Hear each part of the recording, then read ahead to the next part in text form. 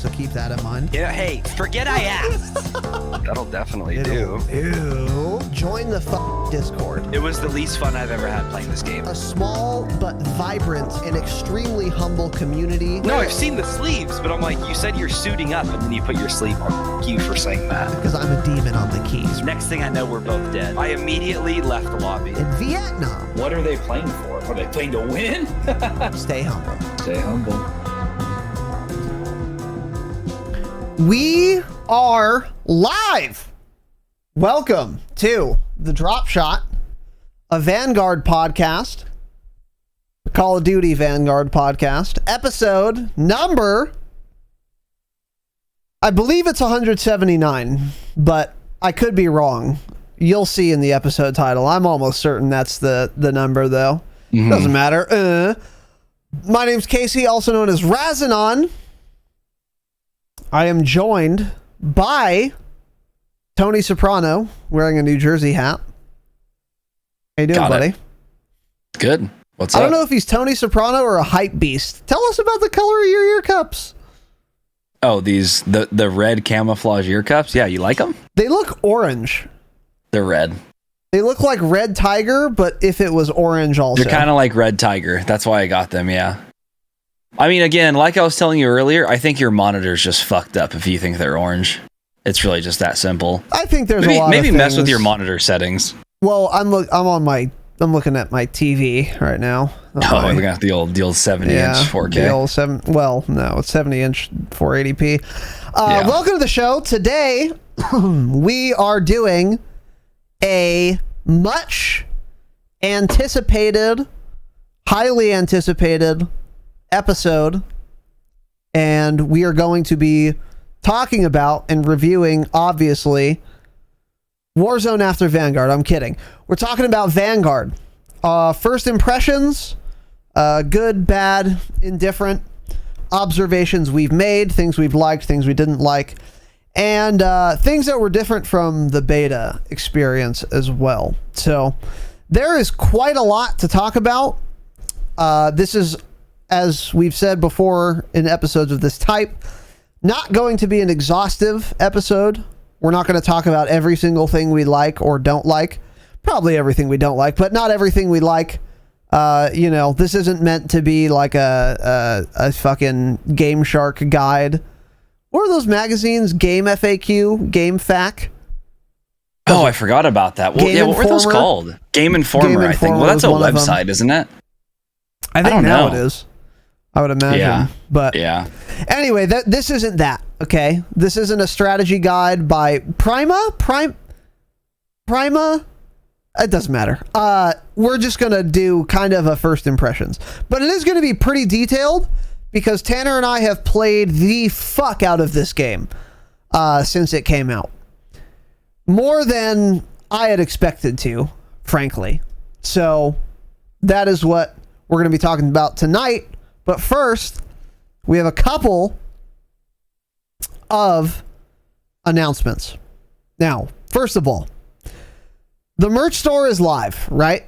So on Thursday, an hour before Vanguard came out, as many of you know, because we had over 100 people here live, which is fine. Should have had like 300, but okay. Should have had 1,000.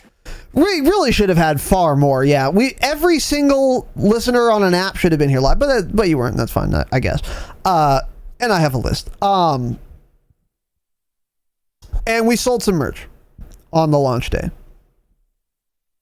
Quite a bit, actually. And the people who were here live, who got some merch, they went to the dropshot.com/store, obviously. That's where they purchased the merch. That's where you could do it too, in fact. Yeah, that's where you could do it. That you could do it there. You don't remember if it's store or shop or merch? Doesn't matter. Just go to the dropshot.com and you'll figure it out. Okay? You'll simply figure it out.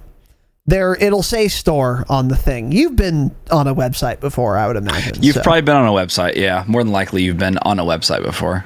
So, correct. So I have faith you guys can figure it out. Now, here's what's interesting. Because maybe many of you don't know how a website works, right? We sold quite a bit of merch, but we're still in what I like to call merch debt, right? So here's what that means. We bought merch because we wanted to help you guys, not to make money ourselves, right? I would never do that. And if we made a surplus, we would use the money for good causes for sure. Absolutely, right? Obviously. Okay. Oh, of course, yeah. But what's crazy is we bought merch. We spent money to buy merch for your guys' benefit, right? And then we went through all this rigmarole to start selling the items. And it's been almost 2 days, 48 hours, and we haven't sold out of merch yet. It's crazy. Which I just find unbelievable. And even worse, dude, we're in merch debt. We are in merch debt. And this is unacceptable. So everyone listening right now, here's what I require of you, okay? TheDropshot.com. Go there, click on shop or store or merch or whatever the fuck it says, right? And then purchase some items so that I and Tanner aren't in merch debt, because it's just outrageous that this has been allowed to happen for 2 days. It's disgusting you guys would allow this, yeah. And it is their fault, right? Like, I'm not an asshole. I'm not crazy, right? Oh, yeah, it is there. My home is being foreclosed on, yeah. Yes. That's how much debt we're in. This house is paid for, but it's being foreclosed on because we're in debt. Yes, they own it. So, yeah. But the bank is also foreclosing. And it's your fault, listener. Yeah, okay? your fault. It is your fault. Oh, but wait. But no, Raz, I already bought merch. Buy more then. Because I'm in merch debt, dude. It's that simple. Okay? It's that simple. Now, on a serious note, okay, we have sold out of the small t-shirts, and I believe double XL? I think it was just triple. Regular triple XL. Let me look. I think it was triple X. Okay. Let me see. So we are definitely out of small t-shirts. So if you wanted to buy a small t-shirt, do it sooner next time. Also, grow. Be bigger. That's not a hard problem to figure out. And then if we're out of triple XL, here's another idea. Shrink. Get smaller. If you wanted a triple XL, buy a different size. No. So we're out of small. Triple X, we have 2 left. So we're not sold out. That one was low in stock. That's what it was. Okay, got it. Low in stock. So small is out of stock. Yeah, get bigger. I don't know what to tell you there. Yeah, it's so simple. Be older. Just grow a little bit more. Be older, be more broad. Your shoulders aren't going to look like mine, but you can still get a little bigger.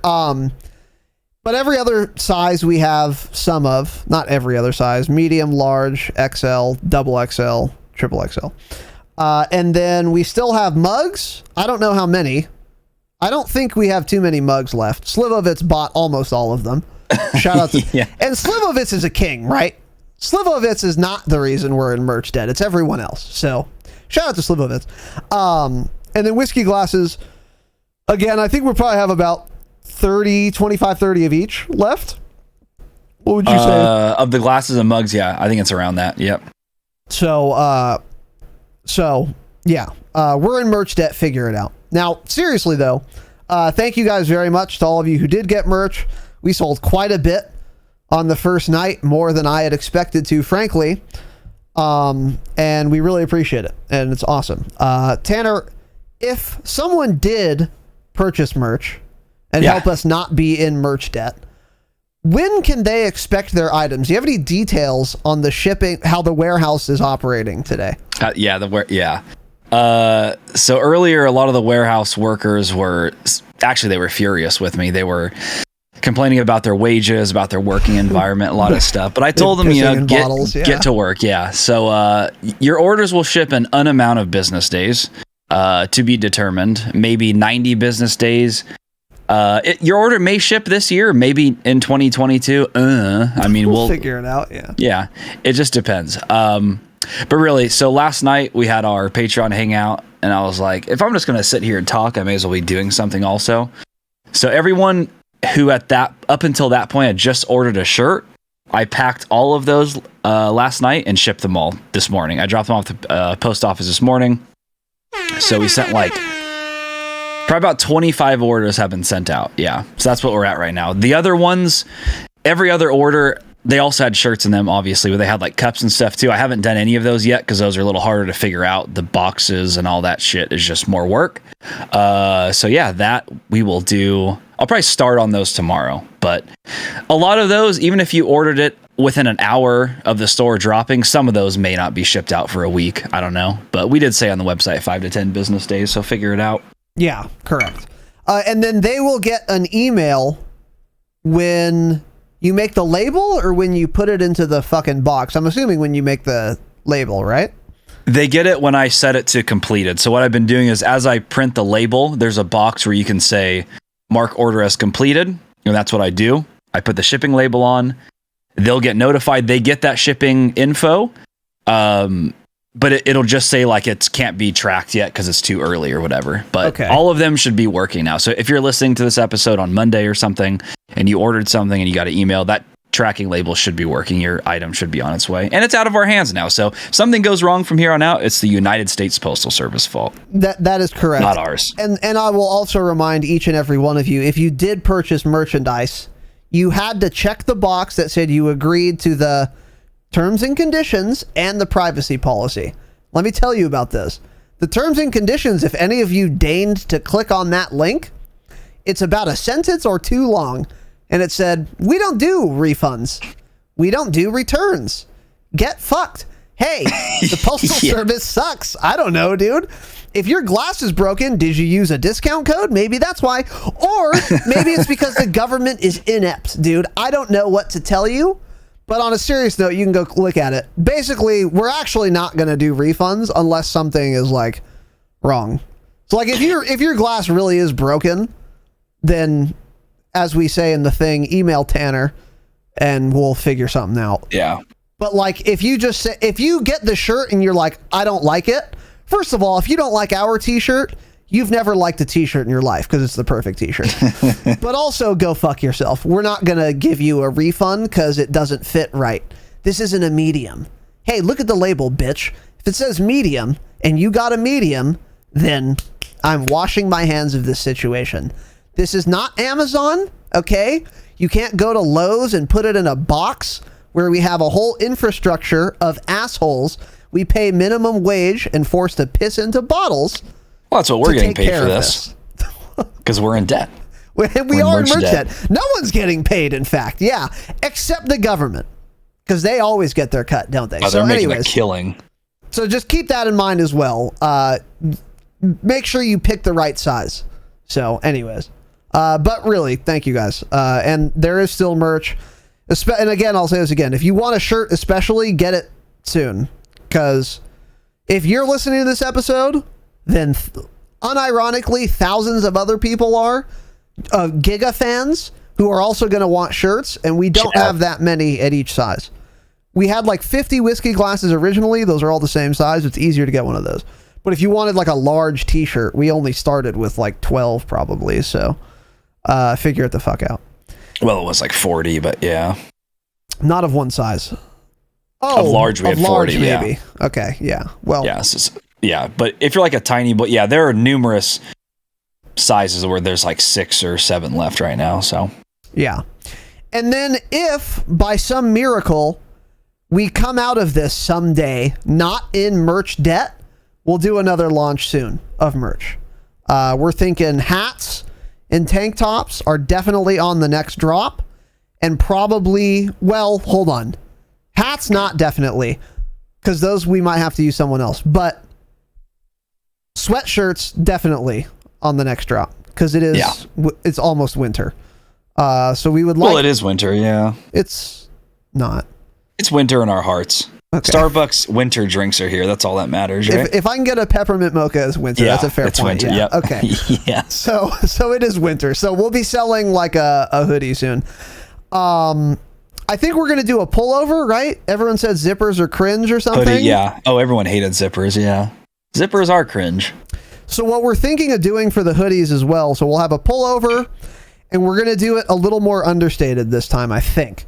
Nothing's set in stone, but we're thinking like the logo on like the right breast, a little smaller, so it's not just a giant, embarrassing podcast logo about Call of Duty, just signaling I'm a virgin. Instead, it's a smaller Call of Duty podcast logo signaling I'm a virgin, but hopefully fewer people will see it. So you could do that if you want. But again, this is all contingent on us not being in merch debt, which we are right now. So no, what's crazy too is someone in chat just said, imagine not even wearing your own merch. It's funny that they think we can afford to wear our own merch. We had to sell the shirts off our backs to afford that merchandise. Correct. And now we're in debt.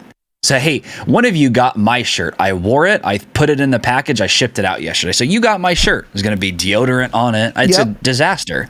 And Teddy pissed all over it. Yeah. He toweled off his ass crack with it. Yeah. And if you use the Damascus discount code, that's probably the shirt you got. Yeah, that's what you got. Yeah. So, and fuck you if you use the Damascus discount code. If you are a Damascus patron, you can use a discount code. It's on Patreon. Don't, but you could. So we'll ruin your merch, but you can do it if you want to. Anyways, the merch is out. So and also, Tanner, what's this next point here? We did get one email for this so far, by the way. Okay. So if you're trying to place an order and it says like it can't find your address or like we don't ship to your country or something, send us an email, tanner@thedropshot.com. We'll try to figure something out. I got one email earlier today. Forgot who it was from, but someone in Australia, because apparently the postal service isn't shipping there right now. So if you email me and send me like what you would be interested in purchasing, like down to the size of the shirt or whatever, I'll go somewhere and get a quote on it. So like give me your address or whatever, and I'll go get a quote for you. Let you guys know, and then we can invoice you guys or something. Not sure how we'll do it, but I know there's a lot of people in Australia that have been interested. So if you are interested, send me an email. I'll try to get you guys a quote and see what we can do. Yeah. So Chris just said you're not in merch debt anymore. Holy shit. We're just deaded up. I mean, yeah. Hey, I know how much we spent and how much we've made. And let me tell you, we are in merch debt. They Not must think those whiskey glasses were free to make. Yeah. Yeah, it's like, yeah. Hey, I don't own a sweatshop, dude. Okay? I had to buy these from good American patriots and then sell them to you guys at a very small but fair profit margin. Okay? Yeah. So we need to sell 95% of our merch to break even. That's not true, but you know what I mean. Anyways. We had to buy packing tape, fucking I'm not even wrap, counting that. If you guys counted a label printer, everything. If you counted the mats, the materials, then we're in merch like foreclosure, bankruptcy, not just debt. We're in merch bankruptcy. If you count the label printer, the bubble wrap, the scotch tape, the duct tape.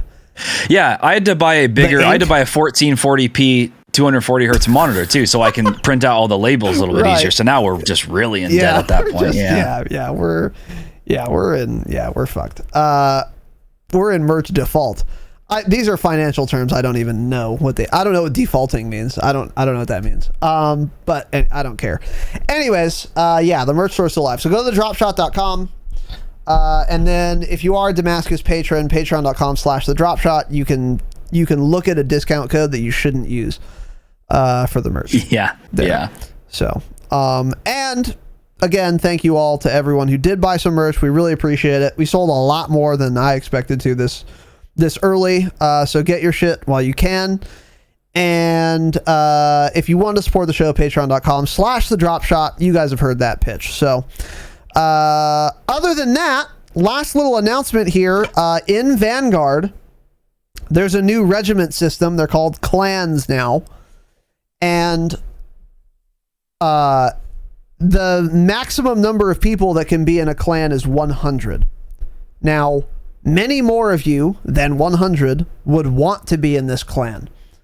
So what you're going to do is email Tanner the order number for the merch that you bought without a discount code, and then we'll I'm kidding.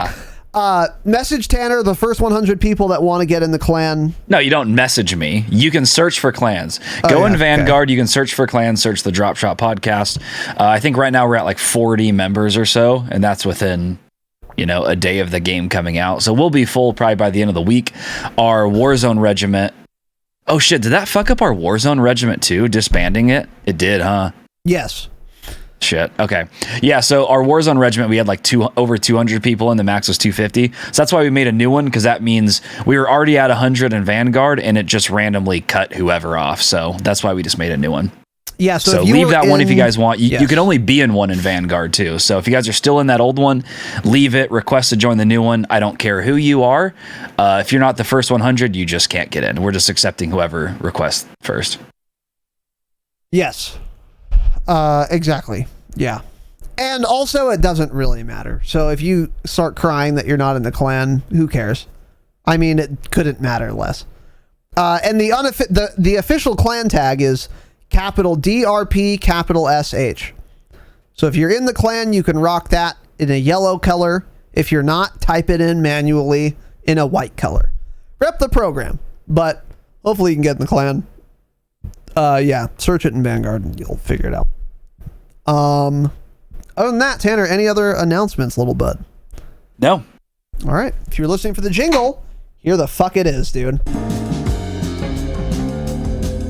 Grinder. Yeah, Welcome back. 3 months. I'm merch broke. Nice fade, boy. Oh, I started it over. Let's fucking go. Grinder, welcome back. 3 months. Thank you very much, dude. I appreciate you. Go into merch debt like me then. Thank you, brother. I appreciate it. Ghetto, the 5 gifted subs. Absolutely go, Ghetto. You're a fucking king, dude. Welcome back. Holy shit, man. Very generous of you. Ghetto. Honored, humbled, and privileged. I appreciate it, brother. Thank you very much, dude. We got an order, too. Very much. Did we get an order? From Low Cap. Low Cap placed an order. Low Kappa placed an order. What did he get? What kind of items did he get? A shirt. Did he get our last triple XL? No, he didn't get a triple XL. There's 2 left anyways.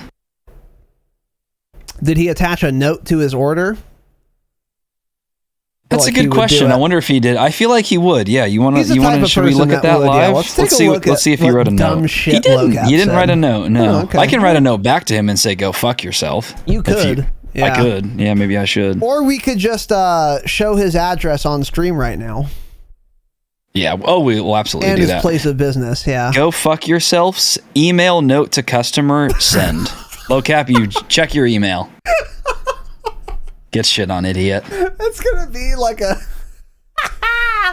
that's from like the fucking corporate email website account, dude. Holy shit. Oh, he's screenshotting that to cancel us in 3 years. Oh yeah, absolutely, that's going straight to the Better Business Bureau. We're adults, smile. All right, welcome to the show. Today we are talking Vanguard, baby. We're gonna go over our first impressions. We're gonna talk first neutral kind of observations, and then pros and cons. And a reminder, this is not exhaustive. Like, this isn't every pro and con we have.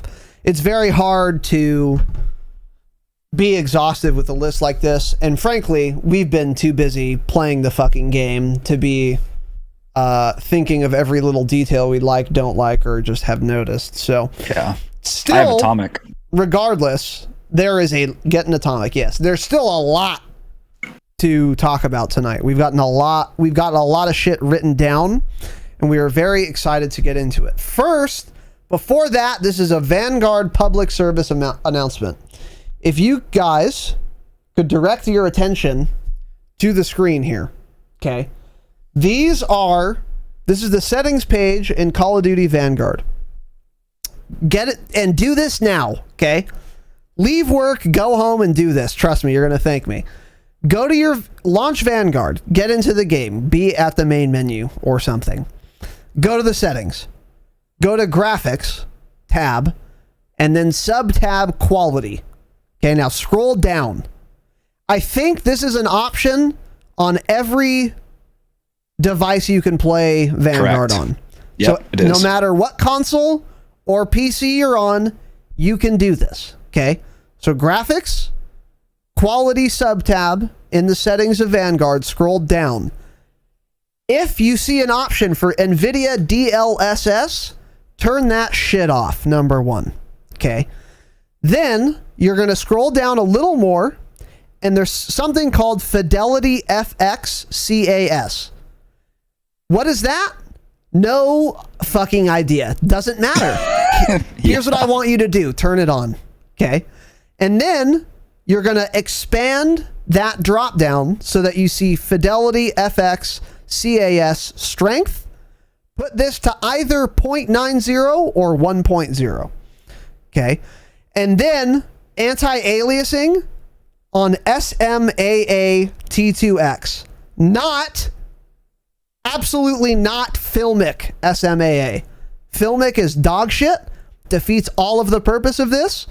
Anti-aliasing SMAA T2X. And then you could put anti-aliasing quality to whatever you want. If you have an EVGA FTW3 Ultra Edition 3090 graphical processing unit like I do, waste of money, you could put anti-aliasing quality on Ultra, but it doesn't really matter. You could do it on low. That's not going to affect things very much. Everything else we just talked about is the biggest difference.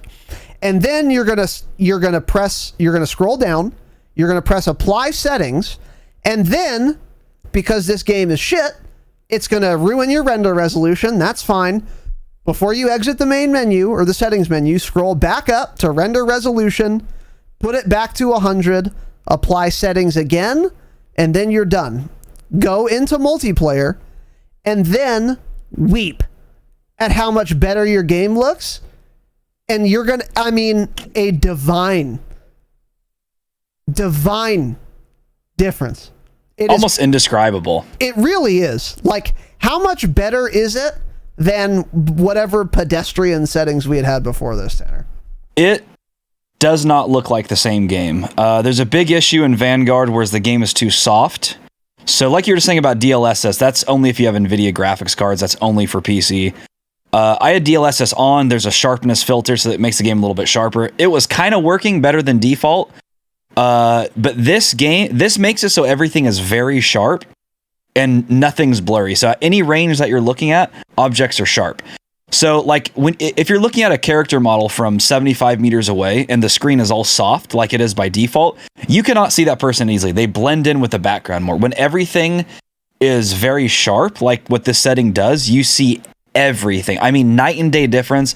I genuinely think it like cuts down on the dust or something too on the map. I don't know. The visibility is just so much better. And yeah, you guys on console can do this, which is insane. I've never seen any type of setting like that a console has been able to handle. So that's just amazing that this is in the game, honestly. So yeah, you guys need to turn that on now. It will feel like a different video game. I saw this on Twitter from Nate Gibson. He's a friend of the pod, of course. Demon. And I was like, oh, let me try this out. I set it up and I was like, no fucking way. And I was in a game with you guys at the time. And I was like, dude. He literally gasped in Discord. I'm not kidding. He went, I was like, what, dude? You guys have to change the setting. Like, okay, whatever. And then they use it and Raz was like, oh my God, it is a different looking game. Yeah. It's fucking insane. So you guys need to do the setting. It's also posted in our Discord too. There's a screenshot, I think, in the announcement section. If you guys aren't good at listening, if your ears don't work, join the Discord, look in the announcements. There's a post on it. Yes, there is. And what I said there is, so there's a screenshot with everything circled, and it's described to read. And then also what I said there is, for those asking, this setting is basically a sharpness filter plus way higher resolution in general. So what it did was two things. Number one, it made the game just look better. Like it was more pleasing to my stupid fucking eyeballs to look at. And much more, by the way. And that's not to mention that it also made the visibility way better. So you could see people more easily. So it's a competitive advantage in addition to just being more appealing to your eyeballs. This is a win-win setting. Our frames, by the way, I don't think suffered at all. Now, granted, we both have 3090s, so I don't... It's actually supposed to increase frames. It definitely didn't do that for me, but they didn't decrease by much. I don't know if my frames decreased at all. If they did, no, it wasn't by much, and also, it was worth it. I'd play at fewer frames with this setting on, but I don't think you're going to even have to make that decision. So do it. Trust me, try it. The game looks so much fucking better. It is insane. So do that first things first.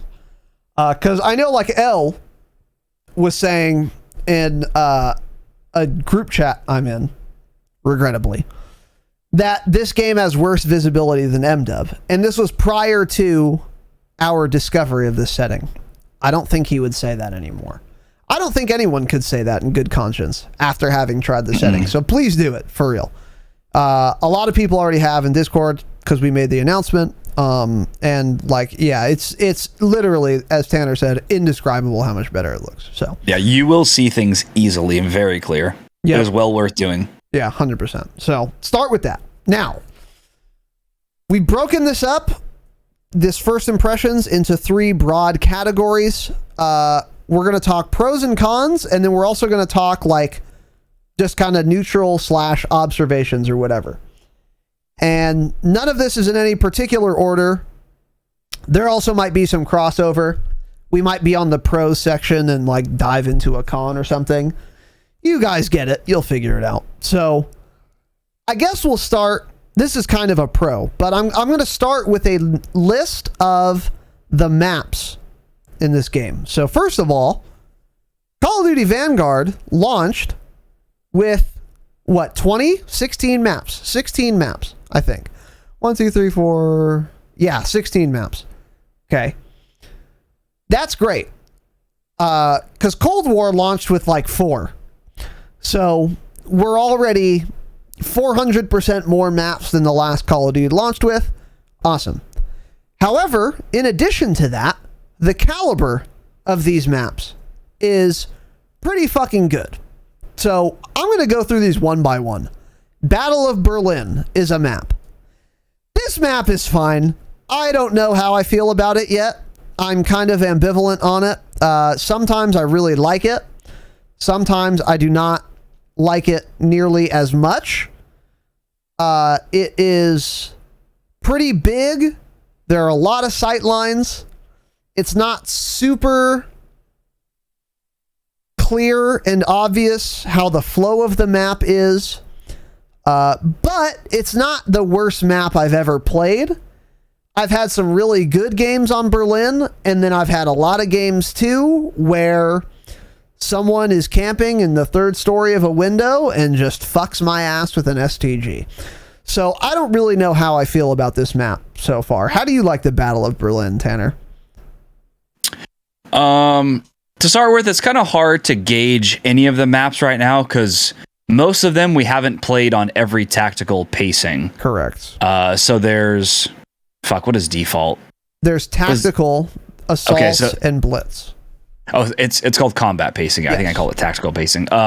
So yeah, tactical, assault, blitz. We haven't played all the maps, so it's like some maps seem like shit, and then you realize like, oh, maybe it's because I'm playing a map that's designed to be 6 versus 6, but I'm playing it 12 versus 12 because it's blitz. So it's kind of hard to gauge them because of that. But in general, yeah, Battle of Berlin, I would put it in the middle. Not a bad map. Hey, better than every Modern Warfare map on launch still. Mm-hmm. So not that bad. It's definitely big, but every time I've played it, there's been the correct number of players on the map. So that's fine with me. Yeah, there's a lot of like clutter and shit, but it's not bad. I enjoy it. I just need more time to get like a sense of it, but I can already tell you, yeah, it's better than Grozny Raid. I mean, that's already obvious. But every map is better. Zombies is better than Grozny Raid in Vanguard. So another thing we'll add quickly is that there is combat pacing in this game. You can select what combat pacing you want to play before you queue, but what's interesting about that is that it doesn't matter what you select. It'll queue you for any combat pacing anyway. So I want to play assault only on patrol, hardpoint, and dom, but I can't do that. I can select what game modes I want, but it'll put me in whatever fucking combat pacing it feels like. Yeah. That's a bug that'll probably get fixed pretty soon, but Tanner did make a great point. Certain maps, they suck because of the combat pacing, or they'll be really good because of the combat pacing. And then other maps, it simply doesn't matter, but we'll, of course, get into those. Bocage, I think it's French. Okay, yeah, Bocage. This map fucks. A tank battle in northern France. Yeah. So this map fucks. I really like it. I don't even know if it's three lanes. I would say it is, actually. Yeah, it's 3 lanes. I would say pretty much every map in this game is 3 lanes, almost. Yeah. Not every one, but... Yeah, most of them are. This map is no exception. It is a medium-sized map, and it's not a Call of Duty medium, which is an extra large. It's an actual medium. And by the way, another kind of macro perspective on the maps, they're good sizes. There aren't many maps that are just far too big. Like every Modern Warfare map, there aren't many. We'll talk about them when we get to them, but like Bocage is not one of them. This map fucks. I really like this map. Plays well. You can see people easily. The B flag on Dom is a little impossible to cap. That's kind of annoying. But other than that, I quite like this map. How do you feel about it? I like this map a lot too. It's not... I guess I do really like it. I was going to say it's nothing like crazy, but it is like the most typical, I would say, like 3-lane classic Call of Duty map.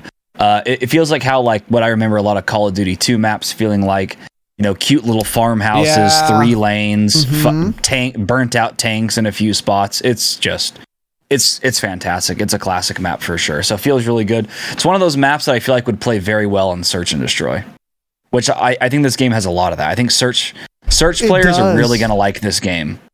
Like MDub, like look at the game's MDub launch with fucking Azir Cave, Piccadilly, like playing Search and Destroy, non-respawn game modes on maps like that, horrible. These maps are really good though. Bocage kind of reminds me of like a miniature Arklov Peak. Like that. Those buildings where it's like second story, look out the window. Yeah, kind of. So it's like 3... Yeah, so it's like 3 lanes, but like the middle lane has buildings. You can kind of get some verticality. Yeah. There's also, you can run by the building and still go. Yeah, so it's like, it's pretty much a 3-lane, but it's like wider than a traditional 3-lane. But it's obviously not nearly as big as Arklov. It's like half the size. Yes, yeah, because MDub made, even MDub's passable maps were just far too big, yeah. By the way, every single one of these maps pretty much proves that Activision knows what a big mistake Infinity Ward made with the huge maps in MDub, and that's why every single one of these maps is a 3-lane map pretty much. They know they fucked up. I guarantee we won't see that again for a long time. Yeah, we'll see next year. I don't think they would make that mistake again. I mean, it's just so obvious people didn't like those maps. Yeah, I hope you're right. Yeah, but yeah, it is obvious that those maps were a mistake, and they should know that everyone thinks that as well. Next one is Castle. This is a remade map. Okay, hot take. First of all, this is nothing like I remember the map Castle. I remember the map playing totally differently when I played Castle originally in World at War. I mean, I actually didn't recognize it. Still barely do. Also, it's fine. It's not that good. That fucking top area that's like in the not a rampart, watchtower or something. You guys know what I'm talking about. It's in the middle of the map horizontally, but it's at the top vertically. So you can imagine it's like middle north. And it's, if you get in that building that you can shoot out of, that like watchtower, see ya. I got up there today, 17 kill streak, no problem. Just camping. Gun streak, by the way. Wait, watchtower? I don't know if it's it's not a watchtower. Well, there's like you climb with a ladder though? You can climb the ladder to get there. The one that's above B flag? Yes, right above B. Okay, yeah. The one that's right next to B. Yeah. I was like, dude, is there a tower I didn't know about? Okay. Yeah, that's what I mean. It's not like an actual tower. I don't know what the fuck it is. It's, again, I don't remember anything about this map. And I'm not a Japanese architect, so I can't tell you what the fucking thing is called. A katana, whatever. Cool. Anyway, I'll edit that out. But that spot is so fucking strong, dude. It's insanely strong. If someone else is up there camping it, you're not getting in. If you get up there, you won't die. Yeah. I got, again, a 17 gun streak by just camping that. Wasn't hard. And then if you count the kill streaks, the dogs, the little pups I called, and the bombing run, which is insanely overpowered. I hope we wrote that down. Then I mean, I probably had like 35 kills without dying. It's just so stupid. It's so fucking stupid. Yeah. So this map is fun. I mean, it's not a bad map. It's just that spot is so fucking strong. And like also, again, because it's right next to B, if you spawn on the side where that room has vision on you, good luck getting to B. Because there's usually 3 people in there looking out of each side. A 4th guy looking at B, so you're not walking into the room. You're absolutely not climbing the ladder. You probably won't even make it to the ladder alive to climb it. You just can't do shit. You have to actually hope you spawn on the other side and come in that way. Yeah. Or you could go like all the way around, but that's like a pretty tall order. And it's a lot of effort just to try and take B and then probably die anyway. That spot is just way too strong. And playing anywhere else but there is dumb because that also has elevation. If you go to the opposite side of the map from B, you're going downhill that whole time. So no one really plays down there, and if they do, they get just dicked down by anyone else closer to B because they have elevation on them.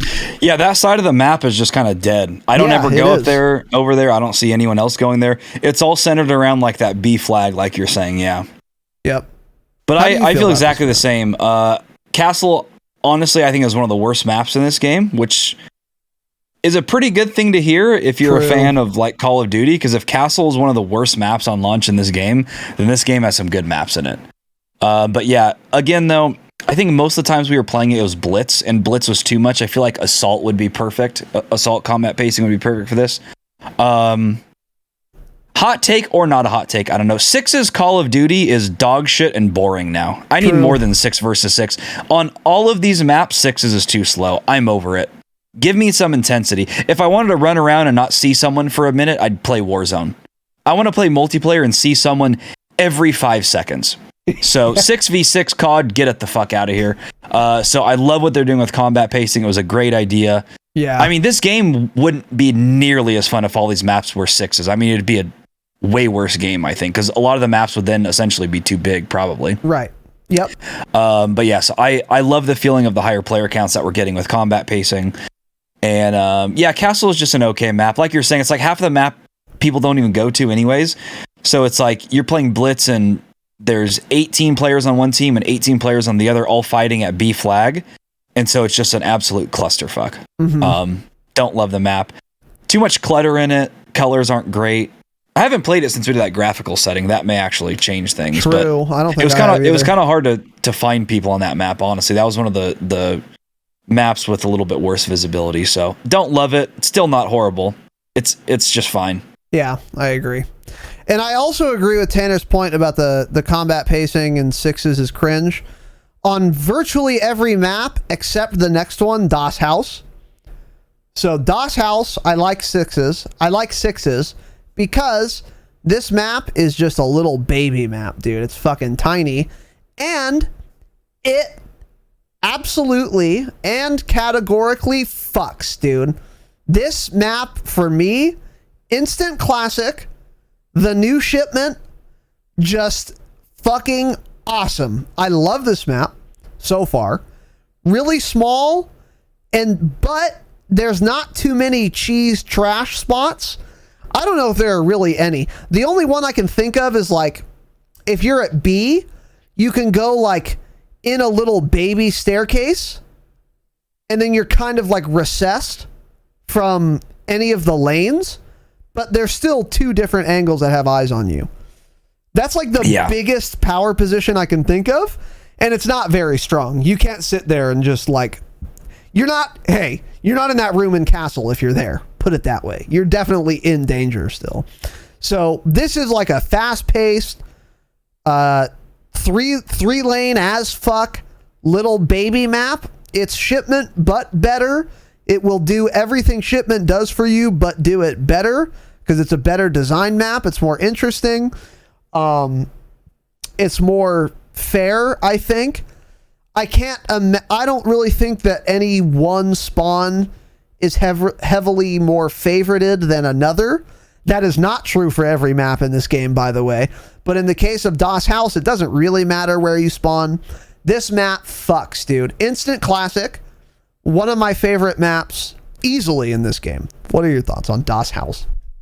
Yeah, so we all like to kind of put it in the same category as Shipment because it's tiny and it's like this game's version of that. But honestly, I think the best way to describe this map is it is like Shoot House in Modern Warfare, but about half the size of it. Because it is that same thing as Shoot House, where each side there's kind of like there's like wooden walls that make it and split it up into the 3 lanes. And then as you get to mid, you can either cut left or cut right.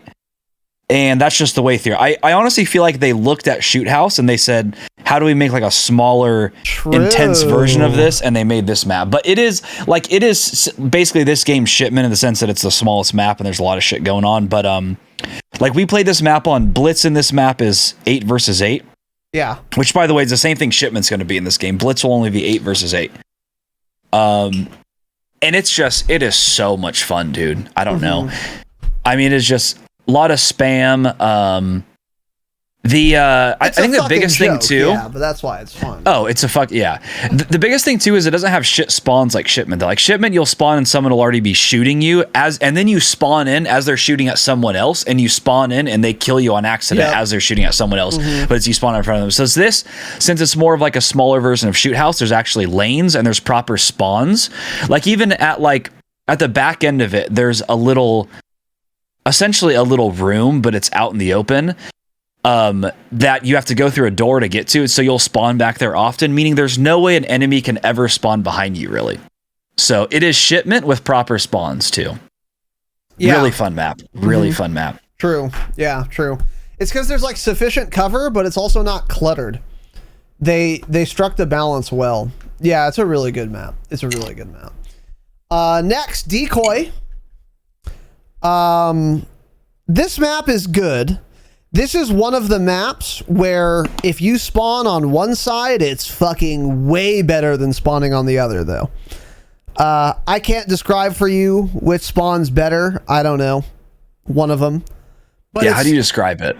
It's so much better than the other spawn. Like, so much better. And it's really fucking annoying, because it's also hard to flip spawns when it's this one-sided, because it's hard to get out. Yeah. I don't know how I would describe it. I guess one of them is like a garage. So the good spawn is closer to the garage. Is that a garage? You know what I'm talking about? I don't think neither of them are garages. I don't think there's a garage. Yeah. I don't know. Yeah. I'm trying to think of something to describe it. I'm going to pull up a screenshot and I'll show you guys here. Look. So there's that one truck that everyone fights at. That lane is the popular lane. So if you spawn not closest to the camera lens, but farthest, you spawn over here. That is the better spawn, because you come up this way, hold this, and fuck everyone. This spawn over here fucking sucks, because you can go this way, but if they spawn over here and they get this little dumb barn, they can sit up top here and fuck your ass. They can sit in that lane, fuck your ass. They can sit in this room and fuck your ass. And then again, if you're chilling over here or in this is what I was thinking of, garage. I don't know what this is. Fucking workshop, whatever. You just destroy everyone coming out of this room, this building. I'm not exactly sure why, but this spawn is absolutely better. No question. Really one-sided to me. Yeah, I don't know why either. It's also hard to flip spawns on this map because it's so hard to get past mid and deep into their spawn. So it's kind of difficult to flip them. So yeah, no, that's not this game in general. That is just that map. It's hard to flip spawns, I think. But this is an interesting one also. Yeah, this is another good one, I think. But it's interesting because this has the most destroyable barriers and walls of all the maps that we have. Virtually every wall at mid, let's say, I don't know how to describe it either, but you say you're looking like north, east, and then south. Every single one of those front-facing walls at mid can be destroyed. Yeah, all of them. Every single one. So it's an interesting map because when it starts, people don't blow those out right away, so they start running down like the left and right lanes. So it's like you can kind of play the map a little differently when you have walls up. Like you can run certain routes that you wouldn't if those were blown up. Kind of hard to describe. You guys though that have played it would understand what I'm saying. So this is, again, a good map. Again, a 3-lane map, but it's a little different in the fact that it angles quite a bit. So there's a central area. Yeah. Mm-hmm. So like B on Dom is insane. It's hard to fight over, that's kind of how a lot of these maps are, actually. Like the middle flag is very difficult to fight over, but also makes it very intense. So it's like you cap your flag that you spawn at. We were playing Dome earlier. I don't think someone capped B flag until one of the teams had over 100 points in Dom. That's how intense it was. Yeah. Because it's just constant fighting over that middle flag, and it's very fun. So Decoy is much like that. Intense, 3-lane, really solid map. While we're on that, these destructible environments are fine. There's nothing wrong with them at all. The game plays well. There hasn't been a single instance where I've gotten mad because someone like shot a hole through a destructible wall and then shot me through and I didn't know they were there. It's just, I don't know. There's just nothing wrong with them adding indestructible environments. I like it a lot. And yeah, this is another good map. Yeah, and this is a great showcase for the destructible environments in this game. I agree. They did them way better than I thought, and there are way fewer issues with them, at least so far, than I thought there would be. I haven't seen a clip yet of Amos's dragging through a wall even though he can't see past it. Hasn't happened once. Hasn't even come close to happening once. If I'm behind, like Decoy, before that wall's blown out, if I'm behind the wall, I'm never getting shot there. Yeah, it just doesn't happen. They actually don't know. So it looks People like don't they did them. wallbang it. Yeah. So it looks like they did them right. Yeah. That's another good point. Yeah, this map is good. This map is good. Go ahead. It's like, say in like Battlefield, there's destructive environments, but you can't shoot through anything. So it's like, if you're behind a wall, there's nothing you can do, and then all of a sudden a tank will just blow the wall out and you'll die if you're standing behind it. But it's like, in this game, if you want that wall gone, you can just throw a grenade at it or something, bust it out, shoot through it.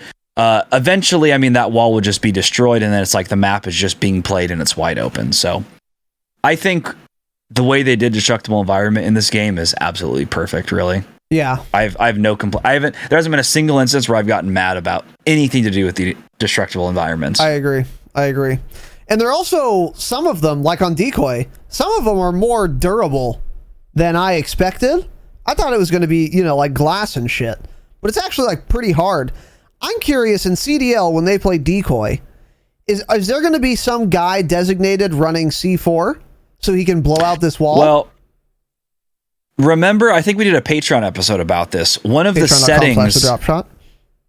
settings in private matches is to remove destructible walls. And we said, okay, does that mean all of the destructible walls will be gone at the start of the match, or will they just be there and not destructible? So I don't know what we're going to see, but I would imagine CDL won't have destructible walls, so they'll have that setting turned off. Yeah, you're probably right. I don't know. That's a good question. But yeah, that's one nice thing about the Gammon Bomb is you throw it since an impact grenade. If you're trying to run through a wall, you throw it at it, the whole wall blows up, and then you just keep running through it. True. True. Yeah. So, yeah, I like this map. It's good. Not the best, but it's fun. Next, Demyansk. This map I quite like. It is a little contentious, I think, to say that. And here's the map on the screen for your edification. It's the snow map with looks like a Russian Orthodox church somewhere on it, and it's snowy. It's fairly big. It's not massive. It's a extra medium map, I would say. And it is pretty good. I like it so far. Nothing, I don't know. I don't have much to say about it, even though I've played it a lot and I generally favor it. I don't know. There's not much to say for me, though. Like, it plays well. It plays well, but it doesn't have any crazy distinguishing features that makes me like really love it. Nothing particularly stands out, but when I'm playing the map, I have fun doing it. And there's no areas or like insane power positions, really. Well, okay, tell me more. What am I missing? I like this map too. I think this is one of the better maps, honestly. I'm seeing a lot of hate for this one, though. So the team that spawns closer to that church tower, that's the overpowered side every single time. Because whoever takes control of that tower is doing really well, and you have such a good position. And I've seen that a lot. Like MP saying right now, Jake saying I was watching Raiden yesterday. Well, he started trash. loading into this map and he backed him. True, yeah, they're all fucking garbage. Yeah. He started loading into this and he backed out, and I'm like, that's weird. I thought this map was fun, so I don't know what they're not liking about it. I find it fun too, but again, I think it's one of those maps where I've just been doing well on it, so I tend to like it a little bit better. That's fair, yeah. You're on the roof, so you love it. Yeah, right. Exactly. Hey, I get in the tower and I mount up. I mean, if you guys aren't doing well, get in the tower. It's really that simple. Just mount, do aim lab for another few hours. I don't know what to tell you. MP, figure it out, buddy. It's such an easy map. I just farm kids. I'm better than you, so it's obvious, but yeah, I'm not understanding the hate for this map, really. It's fine, I think. So, the reason I said there aren't insane power positions, okay, being on either roof is really good, but that's the point. You can be on the roof in the screenshot here at the church, and that's a really good position, but there's another roof that's equally as good on the opposite side of the map. So it's not like there's only one insane roof power position. Well, there absolutely is, dude. Let's I settle go up down there there all the time. The church tower has height on that. You shoot down onto that. Not really. Okay. I sit in that church tower 90% of the time I play this map. I'm just mounted up in that church tower. Okay. I know. Yeah, but you can get behind on that roof. You can take cover on it. You do have elevation. That's true. You can, but not when you're facing me. I'm ripping your head off as soon as it shows up. Okay, dude. Okay, so you can't. Dude. Yeah. Okay. Whatever. Don't say that. Don't say that church tower has a counter, because it doesn't. Dude. Okay. You have elevation if you're on that particular rooftop as opposed to the other one. But if you're on the other rooftop, you can still take cover from people in the tower, and you can still kill them very easily. Yeah, but the time to kill in this game is 60 milliseconds, so you don't have time to move back down after you get shot at. Well, what's interesting about that is that I have the Car 98K, Carabiner, Assault, Carabiner. I don't speak. Yeah, don't say Cara. Yeah, and we will, of course, edit that out, and I apologize, and I will be writing a twit longer in remorse. We live in Southern California. Right. And when I have the car in my hands, when I keep that thing on me, it doesn't matter what the TTK is when I just dink you up and you're dead in 0 milliseconds, right? So, in all seriousness, yes, that is a very powerful position, but it's not like it's the only powerful position on the map. Okay. So Castle, which we were talking about earlier, there's one power position on that map. It is that room I was talking about. In this, and there's no counters.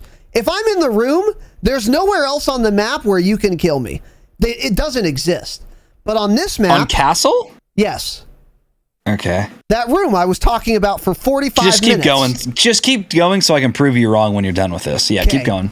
But on this map, you can be in a powerful position, but there's another powerful position that is on the opposite spawn that you can compete from. And on Castle, that simply doesn't exist. There's only the one room. That is fucking insane of you to say. Tell me more. It's the opposite. Castle you can go up the ladder, or you can run up from B flag up those stairs. There's no footstep audio in this game. You're not getting to either of those places. You're just not making it better. Aim better. I kill people and get to that position just fine. Sorry, you're dog shit. I don't know what to tell you. Absolutely cap. I get up to that tower cap, dude. Every single time, and know what I do? I run into the tower room, and there's 3 people looking away from me, and I kill them. That's great. Here's the difference. I don't use a VPN You're wrong. like you do. Clearly, here's the difference. Okay? I don't use a VPN. Okay. I don't have anything wrong with VPNs. I don't use a VPN. I don't own one. Sure. If any VPN sponsors are out there, we'd love to work together. I don't use a VPN yet. You're vipped up, dude. You're vipped up. I use a VPN, but I don't personally use it, and I have it in Vanguard. You benefit from one, right? Yeah. Anyways, fuck you, and we'll move on. No. Like the difference is on Demyonks, the snow map. We'll call it snow. The Russian Orthodox map. Yeah. There is not very many ways to counter that church tower. So what you're saying is just wrong. That opposite rooftop is just so fucking wrong. I'm 30 feet higher in the air than that rooftop. Really, the only way up to that tower is through that ladder. And you know what I do? I get 2 kills looking out the windows. I see someone's shooting below me. I look down, they're climbing up the ladder, they're fucking climbing like that, and I just shoot them and they're dead. It's really just that simple. Yes, you can technically climb on the roof of the tower and then get up there, but if you're playing this map, you are not getting on that roof and getting up to those windows to jump into the tower without one of my teammates killing Just you. like It's Castle, never happened. Exactly like Castle getting into the room. It's exactly the same thing. It's not. It has never happened. So there's basically... Same with Castle. That's my point. Okay. There's essentially no ways up to that tower is what I'm saying. You're not getting up on the roof and you're not climbing the ladder. Castle, you can easily get up that staircase behind it. Okay. Let's move on because this is... You have easier lobbies than me because you're dog shit. I'll keep that. We play every game together, but I'll keep that in mind for sure. Yeah. I agree. You can't get into that. You can't get into either room, let me be clear. But at least on Demyansk, you can shoot from the opposite side of the map and kill someone in the tower. On Castle, you can't even do that. I've never once done that, but got it. Okay, well, I keep I'm that too thing busy on me. popping dead silence and flanking the whole team and knifing them in the back. Well, using a... Okay, yeah, whatever. Anyway, all right, let's move on. Still, though, good map. And we can agree to disagree on that. And let us know your thoughts in the Discord or in the YouTube comments. If your thoughts subscribe. If you agree with Raz on any of these thoughts, though, don't join the Discord, dislike the video, and don't subscribe. Got it. And if you disagree with me, then I will be deleting all of your feedback. So anyway, let's move on. Next one, Desert Siege. Okay, I can't tell. I get this and Oasis mixed up. Desert Siege is the worst map in the game, so... Is that the one where you got dicked down by Nate Gibson? That was Oasis, which is also a dog shit map. Okay, so Desert Siege is the one we played more, right? Yes, we played Desert Siege a lot more. It is a larger map. Yes, so Desert Siege is a pretty big map. I don't hate this map. I actually kind of like it. But it is... There's a lot going on. It's a big map. I would say it is 3 lanes. And it's very long and wide. It's just a big map. It's a really big map. I think it's pretty good. And I don't know if I have that much to say about it. I mean, if you can get to that middle building, it's a pretty strong position, but each angle, you have to go pretty far to the opposite side of the room to like peek a different angle. And there are a lot of ways to get up there. And you don't have vision on like the whole map or anything. So it's not insanely overpowered. It's just a good spot to be in. But besides that, there really aren't that many like powerful positions. There's a fair amount of cover. The flow of the map kind of makes sense. This is by no means my favorite map. It's fine. It's still not bad though. That's the thing with this game. It's still not bad. Exactly. Yeah. What do you think about this map? It's okay. I think it's a little too big. You're kind of saying like power positions. The thing is, there's one flank where it's like there's trenches and it's kind of out in the open. It's like just sand. There's some blown out cars. You know what side it is because the other side is like derailed trains, and then it's mid. It's the other side of the map. Okay. You can't run across that lane without being shot from somewhere. It's just not possible. So that lane is just horrible. And that's also where the B flag is, which isn't great to fight over at all. I think if anything, B should be like in the building at mid or something. I don't know. It's kind of in a bad spot though. So this is one of the worst maps in the game for sure. But hey, that's not being one of the worst maps on this game's launch is not a bad thing. Hey, it is 100 times better than Piccadilly. I'll tell you that. It is better than Azir Cave. True. So it's okay. It's bottom tier for this game though, for sure. It's too big, too much shit going on, too many little like lanes. I think. I just don't love it. I don't know. Yeah, I'm with you. It's mid tier for me. It's fine. I have no strong feelings about it. Next, Dome. This is another remade map. This map's okay. I don't know. Again, people are like, oh, fuck a World at War map. This is fine. I don't know. I have no particularly strong feelings about it. I don't really care. I don't like it very much, but there's nothing too egregious about it. The spawns need some absolute work, especially on this map. But I know that they're going to start to ameliorate that. So I don't really care. A lot of the spawns in general are kind of shit right now, and I just don't care because they're going to fix it. They've done that every year, so I don't care about that. But they're especially bad on this map. I agree with you. Yeah, but besides the spawns, it's okay. It's not fun. It's just like there are a lot of places on this map you simply can't go. You will die. And so there's like one route you can take to get anywhere. It's like one like sort of half circle where you can move and not face certain death. And that's just uninteresting to me. Like there aren't many places you can go, really. It's not a very navigable map. And even though it's a small map, that doesn't mean it has to be death traps everywhere. Again, look at Das House. You can go anywhere on Das House and like you won't die certainly. Even though that map is even smaller than Dome. Whereas with Dome, there is actually 60% of the map. If you're there, you will die 100% of the time. And that's just not fun to me. It's just not fun that more than half of the map is no man's land. You absolutely can't do it. You just can't. So, I don't know. All of that being said, it's fine. I like it. It's okay. But again, this is just a middling map. It's fine. And, oh, it's a remake. Don't care. Still not very good to me. What do you think about Dome? I think it's like upper mid tier. I do agree with you. The spawns are maybe the worst of all these launch maps, honestly. I'm looking at the map list. I can't think of a map that has worse spawns than Dome. Yeah. But it's still a pretty good map. It kind of just... Where do you usually play? Do you play outside or inside typically? Where do you like going more? Not outside. You can play outside if you go down the stairs, like toward the edge of the map. That's what I like doing. You should try doing that. So I like playing outside. You spawn, you go down those stairs. There, you always catch one or two guys. They're not paying attention. Easy kills down there. Then you get to the opposite staircase and you start like flanking their side of the map. And it's so easy. And like we were just saying with the spawns, they're really bad. You catch people spawning in. I run a combat knife, of course, so I stab all of them in the back, and I just keep running. Dome is a good map, plagued by the spawns right now. I think is the best way to put it. Yeah. That was the map I was just talking about with B, how... Like, Jake, what were we at? Like, one team had 120 points before someone capped B. It was fucking outrageous. And we were, like, going for B, too, and just no one could get it. And that's finally, not even in that bad of a spot. That B flag? It's a pretty bad spot. It is right in the open, and since the spawns are so bad, people spawn already looking at it. Or am I thinking of A? You're thinking of Hardpoint. You're thinking of... No, I think it's... A. It's A, yeah, okay. I think A is there.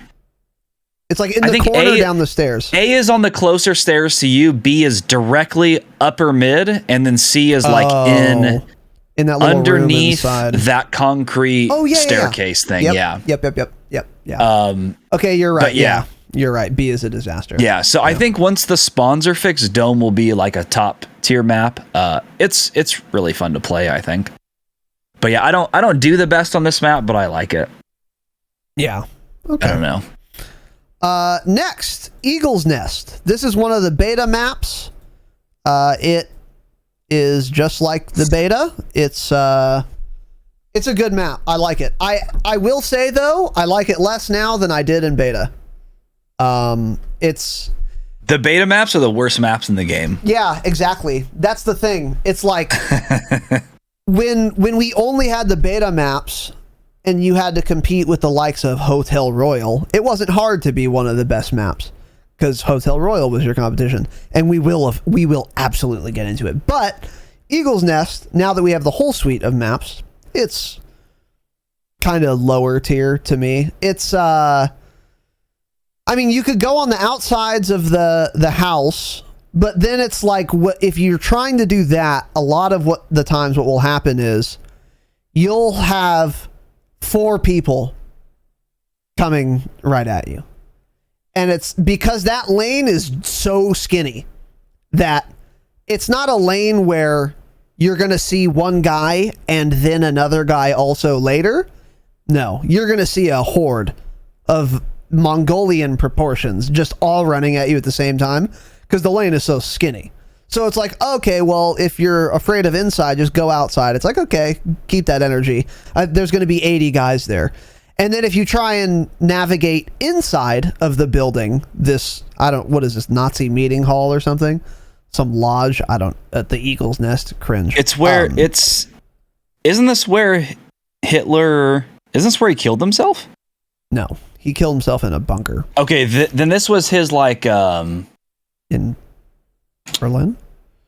This was his hangout spot. What is it called? This is where Hitler chilled. This is his vacation home? His summer villa? Yeah, let's see. It was used exclusively by members of the Nazi Party for government and social media. Visited numerous instances by Hitler. Yeah, I don't know. That's all it says. Whatever Hitler used to do here, I don't know. Whatever. Hitler's been there. He's been a lot of places, though, for sure. And Hitler's cringe. Anyways, going outside lanes, real dangerous, and then going inside, way too much clutter inside. There's a lot. There's like a couple little side rooms that are kind of annoying.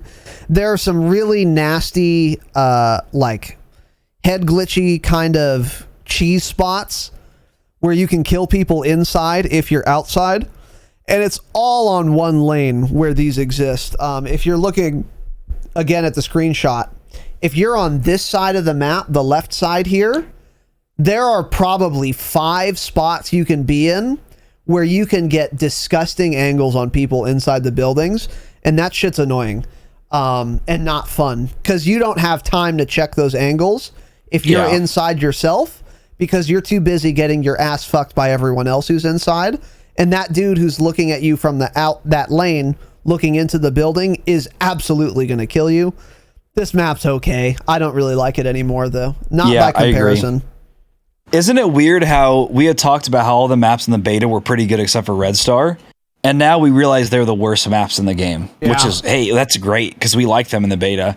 Yeah, but full game kind of just shows you they're not the best.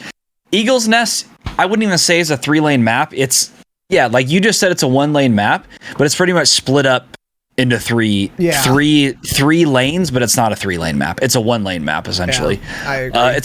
It's kind of just a clusterfuck. I also haven't played it too much since the full release of the game. Honestly, I've only played it maybe 3 times. But after seeing the other maps, it's just not interesting to me. Maybe it's because I played it in the beta for a few hours. I don't know. That could be part of it, but I don't know. It just kind of sucks. Yeah, there are better maps. I don't really know why to describe it. Yeah, like that lane where you run through like that covered concrete corridor. Yes. Yeah. If someone's like mounted up somewhere, there's numerous head glitches spot. Everyone always mounts that side. You can't run through that lane if someone's watching it, essentially. No matter how bad they are, you can't pass that lane because you can't outplay anyone there. You have to just run straight down it pretty much. Yeah. Yeah, so it's almost like an inaccessible lane, so it's hardly a lane at all. That's a good point, too. Next, Gavutu, another beta map. This map fucking sucks. Sorry. Hey, this is the worst map in the game, I think. Well, no, it's not. But sorry. Okay, yeah, it's not. Sorry, but this map fucking sucks. I don't like it. Bottom 5. It's not fun. It's not good. It's, again, we talk about power positions. Unlike Demyansk, there is a power position on this map. It's called the fucking, what is it? A ship? It's a ship, yeah. Have you ever seen a ship before? No, I haven't. I've seen ships in video games, so it's hard for me to figure out what it is. That ship is just fucking insane. And like if their team gets on that, then not only is it powerful for the individual who's on the ship, but your team will not get past mid ever. Because here's what happens. And Jake and I talked about this when we were talking about the beta when Tanner was in Zion, shouldering the burden. They will have mid control by being on the ship, and you will not go that way ever. There's no chance. So you can't get across the map. You can't even get to mid. And then if you try to go on the beach side, there's that, I don't know what the fuck. Is that a watchtower? Is it that concrete It's a pillbox. Yeah, the pillbox. That's what I said. Got it. It's a watchtower, yeah. It's a pillbox. That's what I said. And if I didn't, I misspoke, and we'll edit it out. Then they'll be camping on the pillbox. They'll control that too. And then you're also not getting past that location because both of these areas are insanely strong positions to hold. So that's it.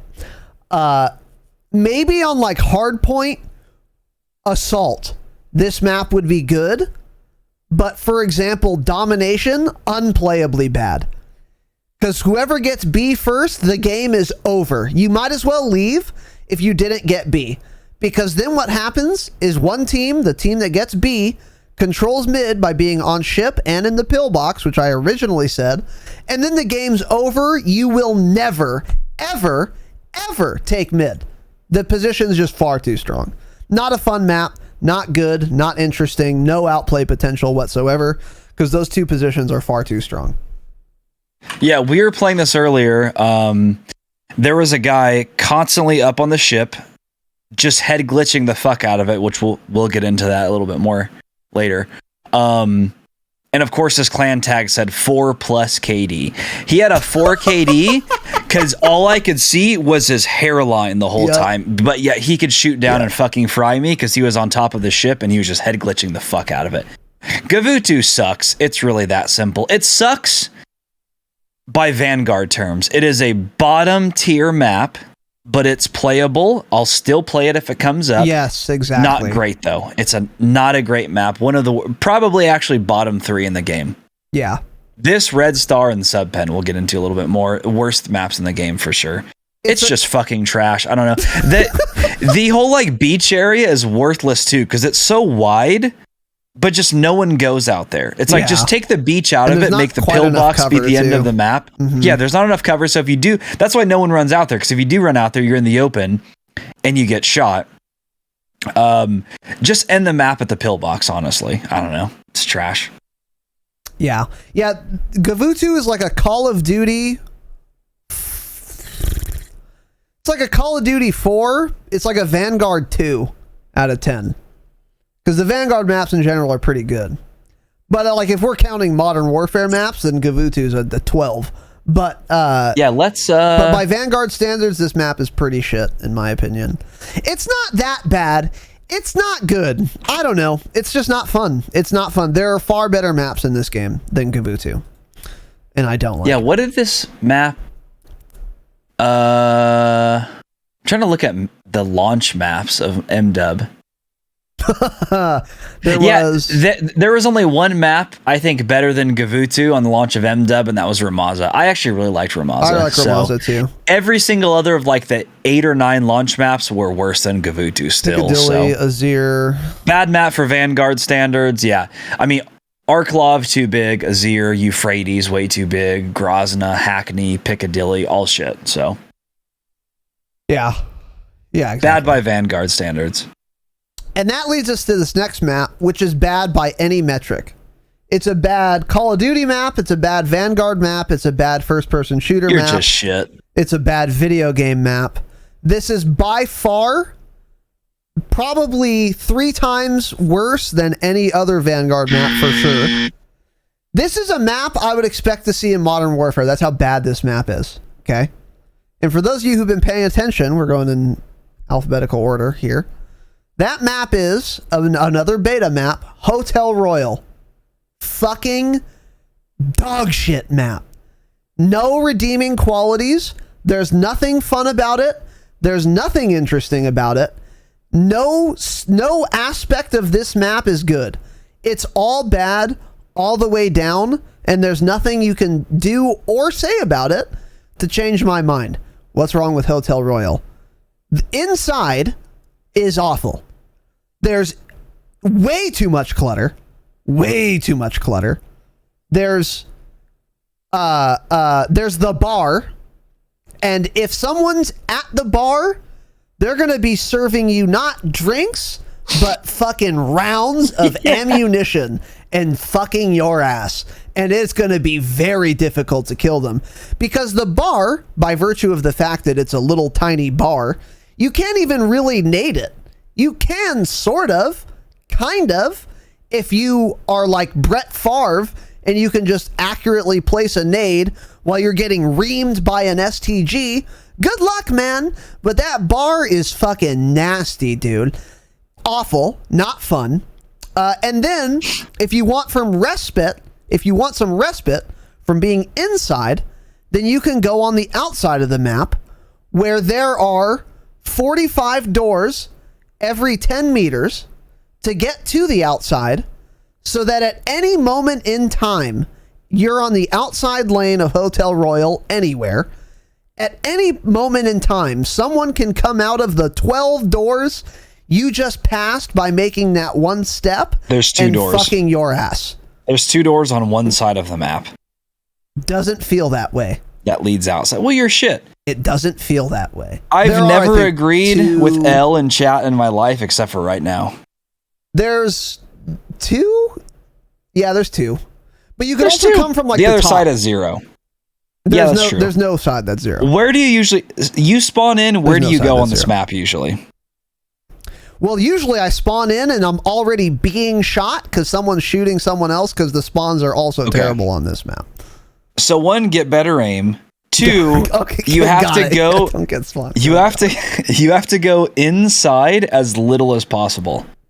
Every time I spawn, I run right lane, left lane, or I go up top. If you go up top, no one goes up there for some reason. I don't know why. You can run all the way through. You get right behind them. I pull out my combat knife, which I main, of course, and I get a quad feed with a combat knife. It's so easy. They're all looking away from me. I think you're playing the wrong areas. Bar is overpowered. By the way, that graphic setting we were talking about in the announcements, which you should go listen to, made it so you can see way easier inside Hotel Royal. True. So that helped a lot too. The bar is an extreme power position, nasty head glitch like many areas in this game. You got to just use like lethals, I feel like, when people are there. I don't know. But if you can, just stay away from that area. I play the top a lot. I jump down when I see people down below those windows. I get a few kills. I die. I respawn. I do the same thing over and over again. So not the worst map in the game at all. Not the best, but I still think it's a pretty good map. 3 lanes still. I don't know. It's 3 lanes with a little bit of verticality. You're just shit. I don't know. This is not a. You're shit. I would not. This is, if anything's like Eagle's Nest and not really 3 lanes, it's this. It's just one dumb building with little tiny mini lanes outside. They're a little wider than Eagle's Nest. I'll give you. They're a lot wider, but still, they're not that wide. No. I don't know. Okay. I can't stand this map. It's just so bad. I don't get shot in the back more on any other map. Well, you get shot in the back constantly because you have no awareness because you're trash. That's false. It's hard to get shot in the back when you're in the Tower of Demyansk, where you don't have a back to get shot, right? That's true. Yeah. So well, I put claymores up and I use restock, so I can't get shot in the back. Yeah. I fucking hate this map. I can't stand it. I couldn't stand it in beta, and my opinion has not changed at all. Easily the worst. You didn't like it in the beta, yeah. I couldn't fucking stand it. Easily the worst map in this game, by a long shot. Again, 3 times as bad as any other map. I do agree with Tanner, though. The best part of this map, the safest part, is to get like on top of it. Yeah, because there aren't that many people up there. There's usually 1 or 2 guys, and that's what I want. I want to fight someone, not someone's entire team at the same time. So if you go up and you only see 1 or 2 guys, then yeah, that is the best way to go. I agree with you. But the problem is, like, okay, I go up there, I kill the guy. It's like, okay, now what? Am I just going to camp the roof and wait for a straggler every 2 minutes like an asshole? Or am I going to go play the game? And then I make the mistake of going somewhere else and then dying. Getting shot from inside, from underneath. He's fucking spider webbing in like Spider-Man. I don't know. Doesn't matter. Anyway, fuck this map. Let's move on. Next, Numa. This map is a map, not a beta map. It's a map in the game. I don't really know how to describe it. It's sort of like trenches, but not really. It's a big just circle is what it is. So there's like some underground areas, sort of. They're subterranean. They're not underground exactly. Those, I don't know. Subterranean, got it. Yeah. There's earth on top of you, but you're not like underground. It's not like that, like, whatever. They're Japanese trenches. Okay, got it. So they're whatever. They're it's trenched a Japanese up, trench map. You have to play this. It's hard to describe. It's a lot of it is mostly outside though, with like one little room and then another area that has like pretty much one throughway. Again, in this like underground area that just kind of loops around to the other side and you come back out of it. I really like this map. I think it's really fun. This feels like this does not feel 3-lane at all to me. It isn't 3-lane, but it's done pretty well because there aren't that many lanes. It is like a big circle, like you said. Like you can run around it in a full loop, or you could like go into mid and die if you're dumb. Don't go mid, obviously. And that's pretty much it. But it plays like pretty well, and I really like this map, I think. But it's interesting. It's a different one. I have, it's a unique map in the Vanguard suite, I would say. What do you think? I think this is the most overrated map in the game. I'm seeing all over Twitter people talking about how Numa is the best map in the game. I've seen some people say this is going to go down as like one of the best maps in COD history, which is just fucking absurd to me. I don't know. I think this is a bad map. Really? Bottom tier for sure. It's so unpredictable. Mid is unplayable. You can't go anywhere near mid. So mid, there's like a big, it's like a cannon there at mid. It's like artillery essentially. And around that, it's kind of like dug in. So it's kind of down in like a bunker. If you go anywhere in that bunker, you will die. 100%. It's just unplayable. So it's just you have to go like the left or the right flank. Probably one of the worst visibility maps in the game. It's just all shit. There's way too much clutter, I think. There's a bunch of smoke on the map, blown out vehicles everywhere, which then leads into a bunch of head glitches. I don't know. I don't understand the hype about this map at all. I think it's shit. Bottom 5 map in Vanguard for sure. Fuck you if you like this map. Nothing special about it. I think it's just all hype and people are like, oh yeah, this other person likes this map, so I think it's really good too. It's not good. It's not a 3-lane map, it's just a big circle. It's a clusterfuck. You just never know where people are coming from. The spawns are atrocious on it. That's so maybe when weird. Spawns will be better, I'll like it a little bit more, but they're so inconsistent right now, you don't know where people are ever going to spawn. I don't like this map at all. I mean, they either spawn on like the beach or underground. That's it. I don't know. And the visibility to me is totally fine on this map. I've never had problem with visibility.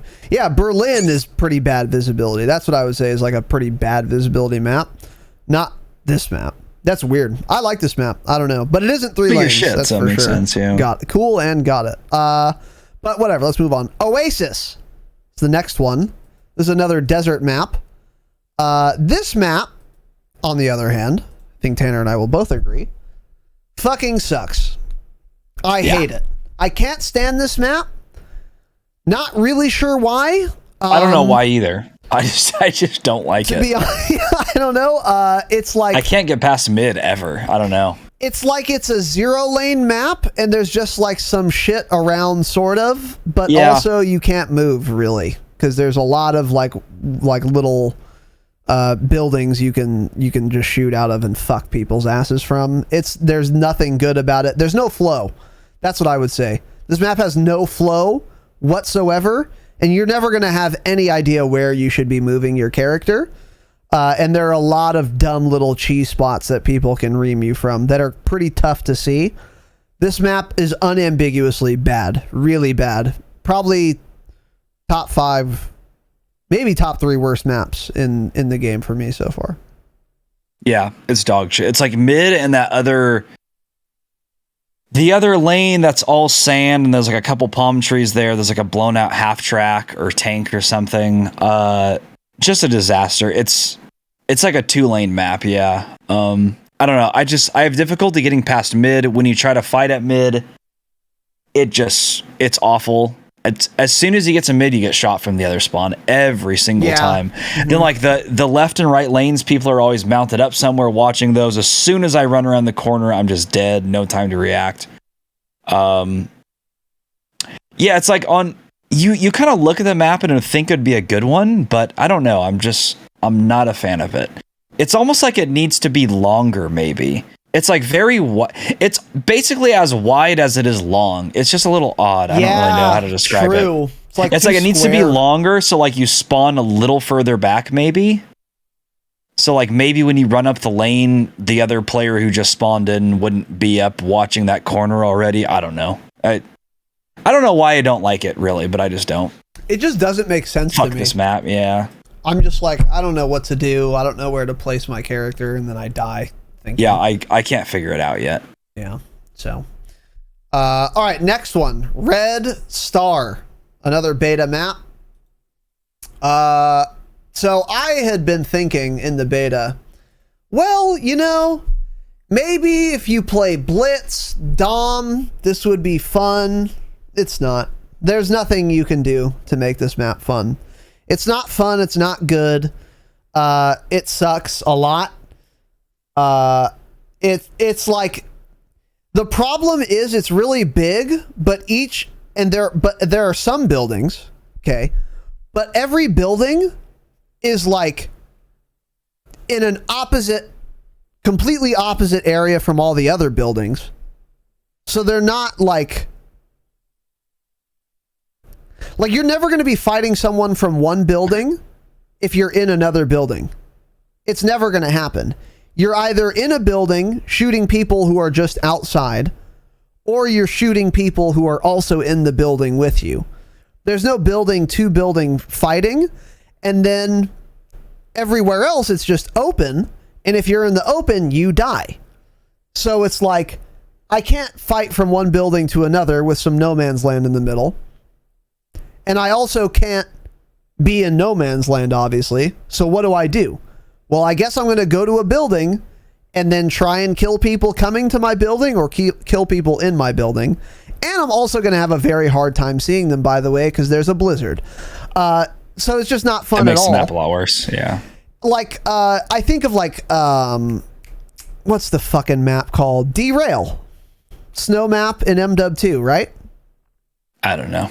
That map had like one building, and it was really big, and that map, yeah. Dog shit map. You didn't like that map? No, I fucking hated that map. I liked that map. And the reason that building in Derail was in the middle of the map, it wasn't on one of the edges of the map. And also, there was really just, I think there were two buildings. There was like that one, and then another one across the train tracks. And you could like sort of fight people from each one going to each one. Whereas in this, it's just like three separate like sectors. It's hard to describe, but this map is not fun to play at all. It fucking sucks. There's nothing good about it at all. This is easily top 3 worst maps in this game. Easily. I think this is the worst map in the game. I've never had fun playing Red Star. Same. It's just a big, giant, open map. There's no lanes. There's no flow. You don't ever know where anyone's going to be. The blizzard makes it so you can't see anything no matter what. When you're outside looking into the buildings, you can't see shit because they're all dark, but you're in a snowstorm. True. So you're so lit up for them, they easily see you out there, and then you just can't see into the buildings because they're too dark. Nothing good about this map at all. Worst map in the game. Literally the only map we back out of when we see. I've backed out of queuing for Red Star about 3 times now since the game came out. I don't ever want to play it at this point, really. It's really shit. Yeah, agreed. Next, almost done with the maps here, boys. Next is Subpens. Okay, so I don't like this map yet, but this, I think, is one of those maps for me that is a victim of not being able to set my own pacing. So this map in 6s, dog shit. But Subpens Blitz, I feel like I could learn to enjoy that map. Because it's very... this is one of the very few maps that is very Z-axis heavy. There's like top. Well, it's not that heavy actually, but it sort of is actually, because even on the outside lanes, you can go down the stairs, come back up the stairs. There's like 3 levels, I think, but it's not too overdone like Grozno Raid, for example, and it's very thin. It's a skinny map. And I don't think I've had fun playing this map yet, but I do. Yeah. But I do see potential for it. I think it could be good if I could say, okay, I'm playing only Assault or only Blitz or both of those, and playing like Hardpoint, Blitz on Subpen. I think I could have fun doing. I'm not ready to say that that's certainly the case, though. I need to play this map more, because I also haven't played this map very much. But right now, yeah, I don't really like it. But I think I could learn to like it, given the right circumstances. But like Sixes, fucking Dom, this map is death. It's so boring. Way too big for Sixes. Way too big. Not enough going on. Oh, it's way too big for Sixes. It's a dog shit map for sure. I think this is probably the worst rated map in general in the game in terms of like what other people are thinking. I still say Red Star is worse. Subpens is too big. It's not good at all. But the way I play it, so there's like that inside. So there's mid, which is one of the subs lifted off the ground. And then there's like the lane next to it, where like the workers would get onto it or whatever, but it's still outside. And then there's the other lane, which is inside, covered. Yes. You know. Yeah. Where it's like you can look down on mid and shit. That lane is the only area I fight. And so I think the map is decent only because of that. That lane is a clusterfuck. It's fun. It's like half of the lobby is fighting over that one lane. So it's very fun, I think, in that aspect, that it's just an utter disaster. Bunch of spam, bunch of pre-fire and shit. It's like you go up the stairs on one side, then you're on one level, and then on the other spawn, you're also coming up the stairs, so then they're moving up. It's just a disaster there. It's insane. The gunfights are crazy. Yeah, that can get fun.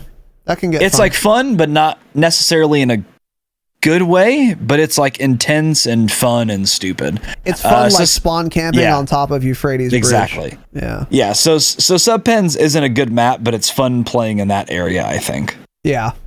Mm-hmm. It's fun, like calling in a White Foss on Promenade. Yeah, I get it. I get what you're saying. Yeah, I need to play this more. I think I'll have a better opinion on really all these maps, but especially that one. That's one that's like a real open question for me. And then the last one, Tuscan. This map is like a little, I don't know. It's like an Italian neighborhood. A lot of buildings. It is definitely 3 lanes. This is another map that's kind of long and thin, I would say. And there are some real power positions, but they're not too bad, and they're avoidable, and you can't see everything from that position. Overall, I think I like this map, but again, I kind of want to play this one more. But I think this is a pretty good map. I think it's fun, and I have fun playing it. But no super strong feelings about this one. What are your thoughts? Yeah, this is like a kind of like a forgotten map, honestly. I don't really know. It's too vertical for me. Like there's no lanes that there's a right lane, or there's one lane where you're on like one level, but then the other side of the map, that bottom lane doesn't exist and you're more vertical, and then mid is vertical. Mid is like 2 lanes. I don't know. It's just weird. It doesn't seem to flow very well. There's like too many corners you have to go around, not straight lanes. I don't love it at all. I'll play it, but I don't love it. Don't hate it. It's whatever. Yeah. Yeah. I hear you. It's a map for sure. It's a map. So with all of that said, you guys might be thinking, man, these guys don't like the maps in this game, but that's not true, because it just so happened that the last half of the alphabet, all those maps are kind of the worst ones. Yeah. But we do like a lot of the maps in this game. And again, when you're coming off of Modern Warfare, the maps in this game, by comparison to that, are just god tier, like an all-star list almost. So overall, I actually quite like the maps, and even the maps I don't like very much in this game are still absolutely decent and playable, except Hotel Royal. Red Star. And Red Star. And that's the thing, is like, they're all playable, and I can have fun on pretty much all of them, and that's just simply wasn't true, for example, again, with Modern Warfare. Most of those maps I can't have fun on. It's not possible. So overall, I'm pretty pleased with the maps. And that's kind 100%. of Maps our are really good. review. All right, so that took a little longer than expected, but that's okay. Now we're going to continue going through our kind of neutral observations, first impressions. First of all, in case some of you haven't played yet, let me just give you a pro tip. Get to level 4, go to create a class, put on any STG you want, and then win every gunfight. Because the STG is easily the most overpowered gun in the beta right now. There is a particular blueprint that has a name, and it's really good. You can use that. Or not, you can put on no attachments, and you're still gonna fuck. The STG is head and shoulders more overpowered than everything else. And it's kind of sucks because it's a new game, so I like to experiment with all the guns, try everything out. But of course, skill-based matchmaking, this is Call of Duty, there's no fun allowed. Every time I try and do that, every kill cam is someone with an STG b-hopping and fucking me. The STG is obviously the best gun in the game. Use it. However, I don't care because they will nerf it, and they'll nerf it pretty soon. So if you're like going for Atomic, the new completionist camo, use the STG now. While it will never be easier to use the STG than it is right now. It's fucking busted beyond belief. You can't win a gunfight against it. Don't ask for the meta setup because it really doesn't matter. Any setup doesn't have recoil and kills in 2 shots, so you can use no attachments on it and it's still the best gun in the game. Yeah, for sure. And then what's this next little item here? It's another attachment, huh? Yeah, just a little PSA. There's an attachment. I don't know if it's on all guns, certain guns, but there's a muzzle device called the recoil booster. What this does, it increases your fire rate by +2, I believe, and it decreases your ADS by like -1, which isn't even noticeable in this game, honestly. This is true. So far the best attachment in the game, I think. The guns fire noticeably quicker. On anything besides the STG, this makes it so you can somewhat compete. So right now I'm leveling up the automaton. Mine's like level 45. I lost every gunfight to anyone with an STG. I could put 4 bullets into them. They would say, "Oh, are you shooting at me?" They would look at me, fire at me once, and I'd be dead. But the recoil booster makes it so I actually have a chance. Because none of the guns have recoil in this game. So the increased fire rate, it's still just as easy to control. Actually, I don't even think, it doesn't even add recoil actually at all, technically. No. Yeah. It decreases so this is a accuracy, which we'll get into. Bloom. I don't think it does. I think the only downside they say is ADS time. Oh, really? I don't think it decreases bloom. Yeah, no, it doesn't decrease. That's the thing, is you get fire rate at the decrease of -1 ADS. At least that's what it is on ARs. Maybe it's different for like SMGs. No, I don't know. Right. I believe you. This attachment fucks. Everyone should try this. It's like, muzzle. double tap in older CODs, just increases your fire rate. Really, really good. Give it a shot. Yes. And another thing is like, oh, well, I don't want to lose aim down sight time. It doesn't matter. Every gun ADS is so fucking fast in this game. Every blueprint or every category has something that'll increase ADS by like +5. It doesn't matter. Yeah, -1 is fucking nothing in this game. And even without any attachments, the ADS times just in general are very fast in this game, it feels like. Not necessarily the sprint out times, but the ADS times are pretty fucking fast in this game. Like the base gun ADS times seem really quick in this game, which I quite like, because that means people will hip fire fuck my ass less often, and I hate hip fire. So, and we'll get into that as well. What is this next point here, Tanner?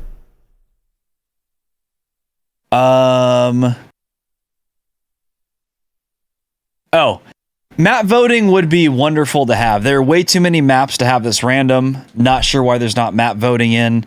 Not a huge issue, but getting 16 multiplayer, like core multiplayer maps at launch and not having the ability to vote on them is super cringe. True. Right now it's fine because we want to play all the maps anyways.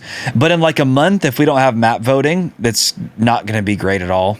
Because even in a month from now, we'll probably have 18 maps or so. So we need to have map voting in the game at some point. Not the end of the world, but it'd be really nice to have. I agree, and also we won't. We won't be getting map voting. Probably. I think we if it's not in yet, we won't be getting it. Yeah. And then is this last point the graphic setting thing? Yeah, that we already talked about. Okay, yeah. So those are kind of our neutral observations. Now we're going to go into pros and cons. We're going to start with pros tonight. Normally we start with cons, but I wanted to start with pros.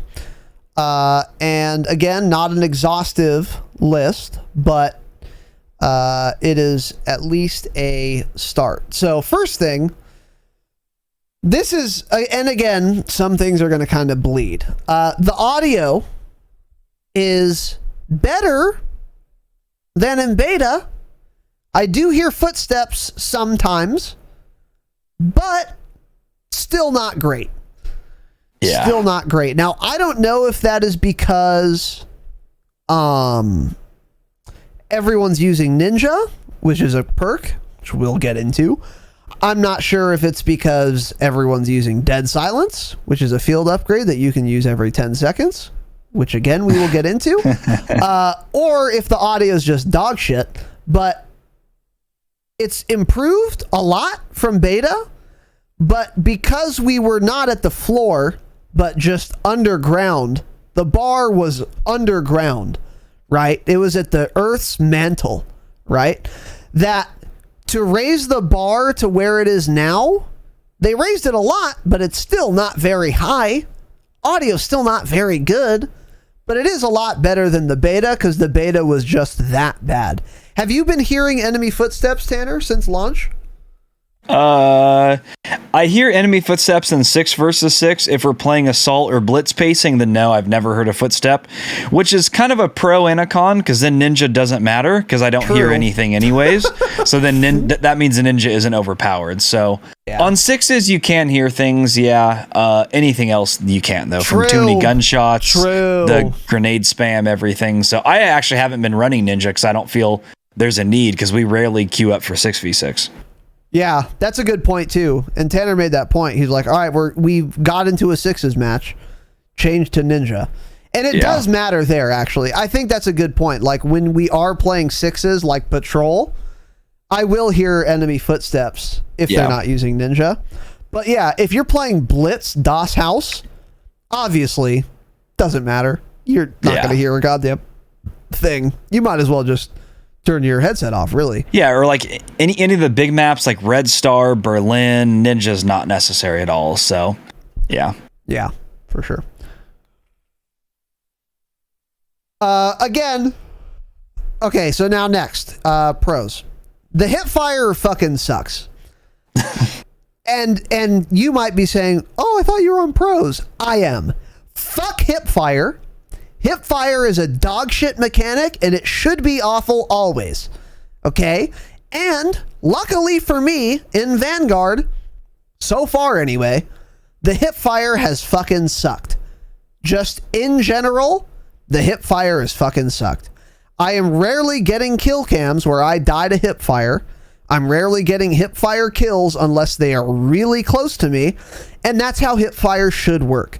If someone is really crowding you, hipfire should be the right play, and it is. But if they're 10 meters out, that is just way too far away to reliably get a hipfire kill.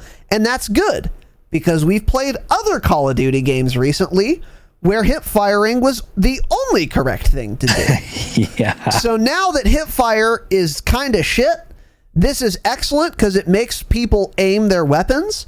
And that's what's cool about a first-person shooter game is you want to reward people for being able to aim, not hip fire you.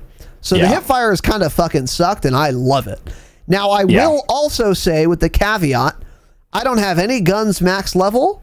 I haven't looked too crazily into how many hip fire bonus attachments there are.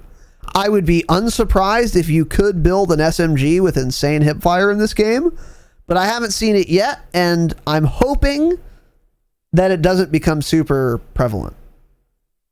Yeah, I'm using a Sten right now that has decent hip fire, but I feel like if you go for only hip fire attachments, it would have insane hip fire ability, but the cons of it will just be awful. So it's probably not even worth it in this game. So yeah, I think hip fire is chalked, which is a good thing for sure. Yep. And that leads to another point too, which is that the attachments have some pretty good trade-offs. Yeah. That make and exactly like Tanner just said. So like in MDub, again, for example, if you wanted to build a hip fire MP5, you can do that. And also, there's just no downsides to doing it. You'll get awesome hip fire, and that gun will still have great sprint to fire, great movement speed, little recoil, great range. It'll just have everything, and also, you can hip fire at 40 meters. They may see your laser, though. So I don't know. Not the laser. Yeah, there's the huge downside, right? Whereas in this game, if you like... We don't know for sure, but I'm pretty goddamn sure. If you did want to make a hip fire build, you would actually have to make some sacrifices for that. And that's a good thing. I agree. Yeah. I haven't tried to make one yet, but all the attachments I've seen, it would make that difficult to have it would make it difficult to have that gun be good at anything else besides hip fire. Sure, it may be insane at hip fire, but it would probably be unusable past 15 meters. So it'd have so much recoil or very slow ADS or something. I don't know. Yeah, exactly. So... next, SMGs are well balanced. I really like what they've done with SMGs. You could even extrapolate this to pretty much every weapon category, I would say. LMGs, I would say the same, but to take SMGs first, they are really good at engagements in SMG range where you would expect an SMG to be good inside of whatever 20 meters. But if you want to kill people far away with an SMG, you need to hit 40 bullets to do it. And they don't nerf the velocity necessarily. In fact, I don't think they do, because I'm getting pretty much hit scan level hit markers with my Sten. And then I'll die because I'll hit him 8 times and then it won't matter. He'll be fine and kill me. And that's what I want. I want an SMG that's really fast and snappy, and I can hit shots as far away as I want to, but they're not going to do any fucking damage because the damage fall off is insane. That is exactly how you should balance an SMG. It's a great compromise, and it makes using an assault rifle, if you want to fight at medium range, worth doing. And that's perfect. And like, this is unlike Modern Warfare, where you can use an MP7 on Arklov Peak and do totally fine because there's no damage drop off and you can just laser people from 60 meters and and kill someone using like a RAM or an M4, which is just dumb. So that they balance SMGs well by doing it that way. And unlike Cold War, for example, Cold War, they tried to balance SMGs by ruining the bullet velocity. So it's like the damage range on the Cold War SMG is great if you want to lead your shots at 40 meters, which is just fucking insane. Of course I'm not doing that with an SMG. And then that makes SMG range engagements inconsistent because your bullets just aren't regging because the velocity is so terrible. Awful way to balance SMGs. So they did it correctly here by limiting the damage range rather than the velocity. And then again, like with LMGs too, LMGs absolutely fuck, but also incredibly slow handling. I've been using the DP a little bit. If you get caught running, sprinting, you will be dead. That you're just fucked. You have to be set up and ready to bang with an LMG. But if you play to its strengths and you're in a window looking out and you see someone at 120 meters, you will kill them very easily. But you have to be like stationary basically to do it. So they balance the weapon categories, I think, pretty fucking well in general. What do you think? Yeah. Yeah, no, I think you summed everything up perfectly. All the categories are balanced perfectly so far from what I've seen. SMGs, you can use them at range, but they're steep damage drop-offs. They seem to be balanced fairly well, to be honest. I mean, the SMGs are balanced better now than, like, even MDub had them balanced the whole year. I mean, you can beam someone across the map with an SMG and MDub, which, you know, is kind of fun to do, but not fun to get killed by. So, yeah, I think they balance them perfectly. SMGs are fucking trash at range. I actually have to choose if I want to run an AR or an SMG on the maps. Like, I have like 4 classes set up. I have like a shotgun, an LMG, an AR, and SMG, depending on what like map we're playing at the time. So yeah, that kind of goes to show you it's balanced. Yeah. Mm-hmm. Agreed. So, sorry. Yeah, exactly. So that's good. Not really buggy. Also, and this kind of ties in with, frankly, I was shocked at how smoothly the launch in general went. We weren't in a server queue at all. And then I have not dev errored or crashed or lagged. Well, hold on. I haven't dev errored or crashed or stuttered once. At all. The game runs super smoothly. I have not encountered any bugs. The launch went really well. Now, we still have the slide bug. It got me killed today, and I was one off of pups. And I was real pissed about it. Puppy dogs. One off the little pups. I had my kennel just ready to open that thing up. And then I made the mistake of using a mechanic in the game, sliding. And then there was a guy underneath the stairs. I was ready to kill him. I was so ready, but my game wasn't. I simply couldn't aim down. So that bug is still in the game. Giga cringe. Besides that, absolutely no other bugs that I've seen yet. Never crashed once. Everything's running super smoothly. However, lots of packet bursts. What's a packet burst? Don't know. But what I can tell you is it just fucks your connection up, and then you're like skipping all over the place. But it's like their server issue. It's just internet lag, essentially. Yeah. Yes, and it's their fault, not mine. Yeah. I'm not being facetious. Actually, that's what it is. Yeah. Stop asking on Twitter how you get rid of packet bursts. Stop telling people you turn off on-demand texture streaming. Nothing works. It is the game's connection at the moment. Yes. It just launched 2 days ago. It's the servers. Stop pretending anything's going to work. It's just not. This will be fixed in a week. No one will have packet bursts the rest of the year. You're just going to have to deal with it. I don't care what anyone says on Twitter. There's no fix for it. But yeah, besides that, I have not crashed once. I probably have 11 or 12 hours in the game at this point, at least. Maybe even a little bit more.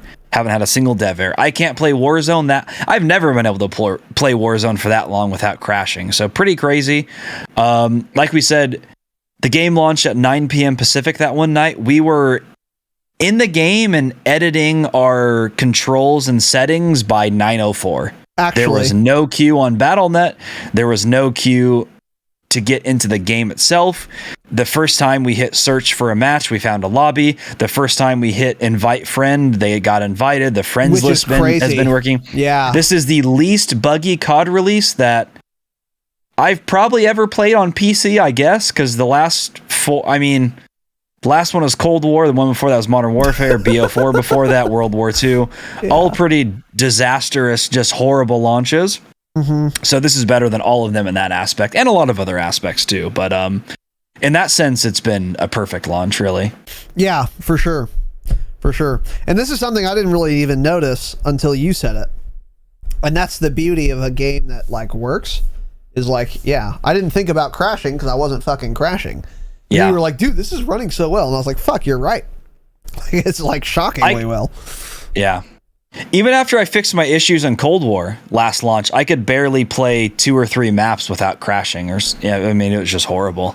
Yeah. Mm-hmm. So, Yeah. So, and yeah, like frame rates are really good. Visibility is quite good, which I guess we'll tie in here. Those little diamonds above people's heads are necessary, and they make this way better. It's basically like in Cold War, if you had a flashlight attachment, you'd see diamonds above other enemy players' heads. So everyone had to run a flashlight. In this game, they just give you that anyway. You don't need an attachment to do it, and I'm so happy about it, because then I have no problem seeing people. I have no visibility issues in this game whatsoever. Those diamonds are fucking awesome. And even if there weren't diamonds, after I figured out that setting, I'm not even sure I would need them. Now, don't get me wrong. I was about to say that, yeah. Keep the goddamn diamonds in the game. Let's not test this theory. However, even if they weren't in the game, I think the visibility would be pretty good. So, like, I'm pretty happy with it. Let's settle down. There's still too much smoke and shit from all the explosions, which there are a lot of those. That we need to settle down on. The overall dust on the maps we need to settle down on, but they're not going to. It was in Modern Warfare. It was in Cold War to an extent. Not as bad, though. It's in this game. That's not going away. But yeah, those diamonds are clutch. And that graphic settings we were talking about is the biggest difference by far. 1,000%. Yeah. Yeah, they need visibility to add that isn't necessarily. Warzone. Yeah, hopefully they do. Whatever. So that visibility isn't necessarily good, but the diamonds above the player's head make it so I can easily see someone almost every single time. Sniping is still kind of iffy, because if you're aimed at someone from that far away, the nameplate's not showing up. Even if your reticle's directly on them, they're like 60 meters away. Their nameplate and the diamond the diamond is not showing up at all, because they're so far from you, even though they're huge on your screen because they're in your sniper scope. So that could be kind of hard. True. But other than that, I don't have an issue fighting people because of that. In hardcore, the visibility is probably terrible. Yeah. Yeah, but don't play hardcore. If you play hardcore, unsubscribe from this podcast. Unless you want to buy some merch at the dropshot.com/store. Then you can listen all you want. You can go play fucking Hello Kitty's Island Adventure. Don't care. Because we are, of course, in merch debt. So buy some goddamn merch, and patreon.com/dropshot. Now, next point. Snipers in this game have the most flinch. And they just wildly overcorrected from Cold War, where snipers had literally no flinch whatsoever. And this is fan-fucking-tastic, dude. I have not gotten quick-scoped once. I have not shot someone who is sniping and then died to that person literally once in, again, like Tanner said, 12, 14 hours of game time. This could never happen in Cold War. I couldn't play Cold War right now for 12 minutes without dying to someone by shooting them first 8 times and then being sniped. Yeah. I couldn't go 12 minutes without that happening 12 times. In this game, hasn't happened once yet because sniper flinch is outrageous. And I put that in the pros category because, of course, that's how you balance a sniper. It kills in one bullet. That's not to say sniping is bad in this game, because it isn't. I've been fucking around with the car on Demyansk, taking kids to Dink City. I am the mayor of Dink City, and it works fine, but if they start shooting you, see ya. That's how you balance guns that kill in one bullet. It's so simple, and Vanguard figured it out perfectly, and I love it. Have you died to any snipers, Tanner? Almost none. No. Yeah, exactly. I was going to say that's how, like, the Cold War launch, everyone was using like LMGs and snipers within 2 days. I very rarely see snipers. When I do, I'm not kidding. I've been killed to more snipers where they use a red dot than they do a sniper reticle. True. So, hey, maybe that's the move this year if there's a shitload of flinch. I don't know. But I've been killed to so many, well, not so many, but I've been killed to more red dot bolt action snipers than I have normal sniper scope snipers, which is pretty funny. Have you tried sniping yourself? No. I'm not going to for a while. I don't like messing around with guns, honestly. I just want to get a category done and move on. Interesting. So I probably won't touch any snipers for like 3 or 4 weeks, really. Yeah. Okay. Yeah.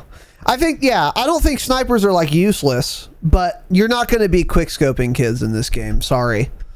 And I don't care about you if you like to fucking quick scope kids. Fuck you.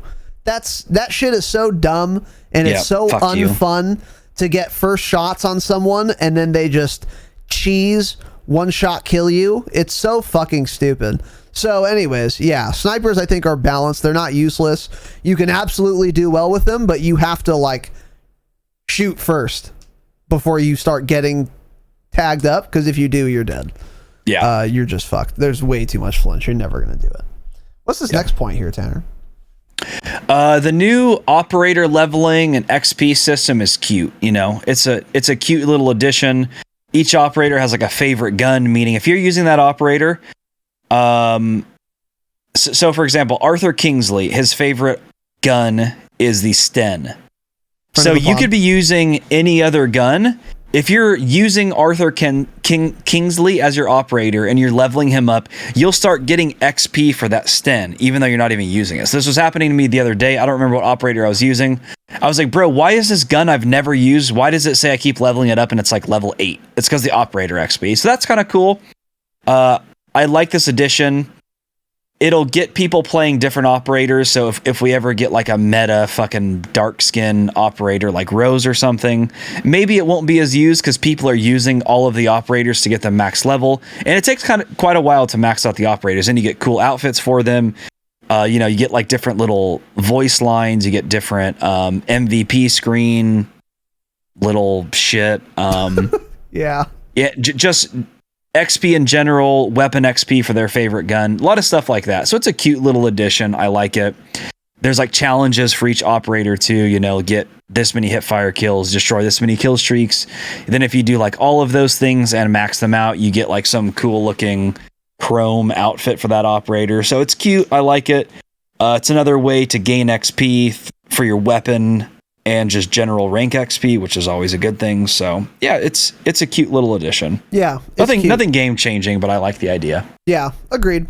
And we had talked about this even before launch when we learned of this system. I'm always a fan of just more content. I haven't looked at like my operator level or anything yet. I'm sure I will. You can change your operator? No.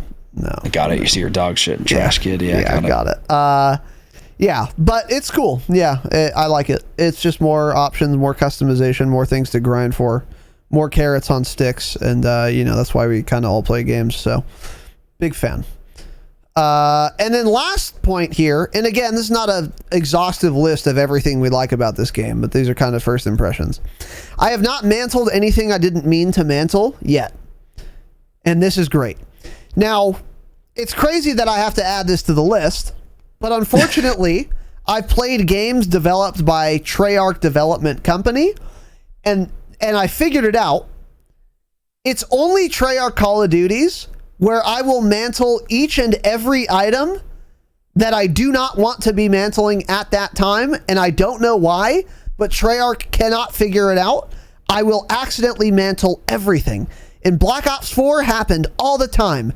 Cold War all the time. Modern Warfare, never. Yeah. Vanguard, never. I never mantle something I don't mean to, ever. Yeah. And when I do want to mantle something, I mantle it 100% of the time. That's been my experience so far in Vanguard, which is how the game should work, by the way.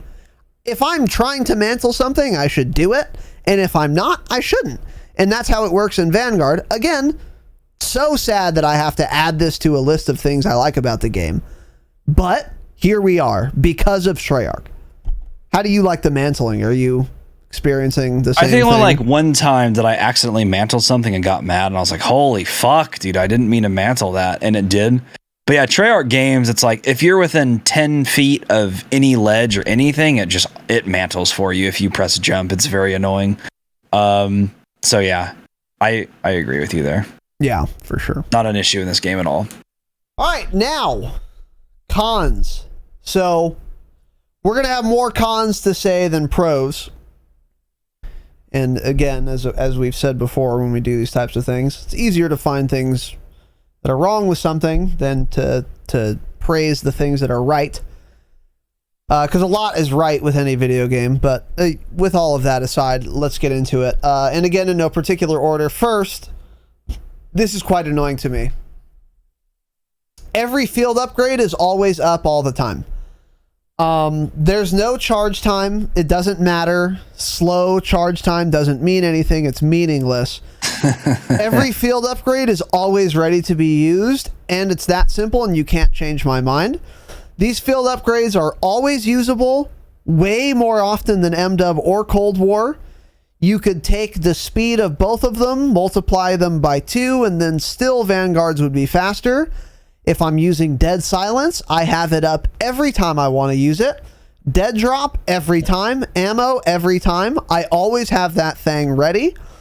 This is dumb because field upgrades are strong, especially Dead Silence or like armor plates even, for example. When I was running Dead Silence, which I still do from time to time, depends if I've fully loaded on my gun or not. And we'll get into strats on how to kit your guns and things at patreon.com/thedropshot, which is, of course, the best way to support the show at patreon.com/thedropshot, or buy some merch because we are in merch debt. When I'm using Dead Silence, it's just always ready.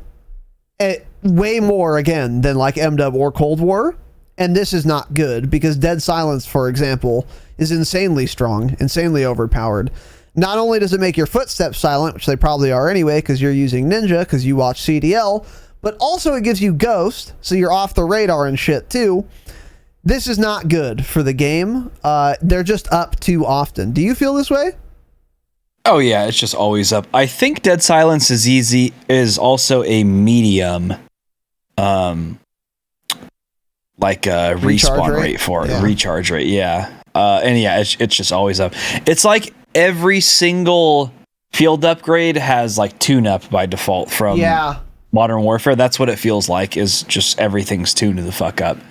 So this is definitely a con, but also most of the field upgrades fucking suck, so it also kind of doesn't matter. Like even Dead Silence doesn't matter that much, because it's like, if I'm playing Assault or Blitz, and I pop Deady, so my footsteps are silent, and I get Ghost. So I'm already running Ghost most of the time, so that part doesn't matter. And if I'm playing Blitz or Assault, no one hears my footsteps anyways, meaning the silent footsteps don't even matter, meaning Dead Silence almost doesn't matter as a field upgrade. So this is almost a pro that Dead Silence kind of sucks because of that. Now, if we're talking 6s, of course, that's a different story. But the majority of the maps I've played, this doesn't even matter. The field upgrades are almost so bad that there's no reason to almost run a field upgrade. Let me unbind the field upgrade button because I don't even need one. Yeah. And that's fine. That's good. This is the first COD in years we've had that actually comes down to a lot more gunplay, because the streaks also fucking suck.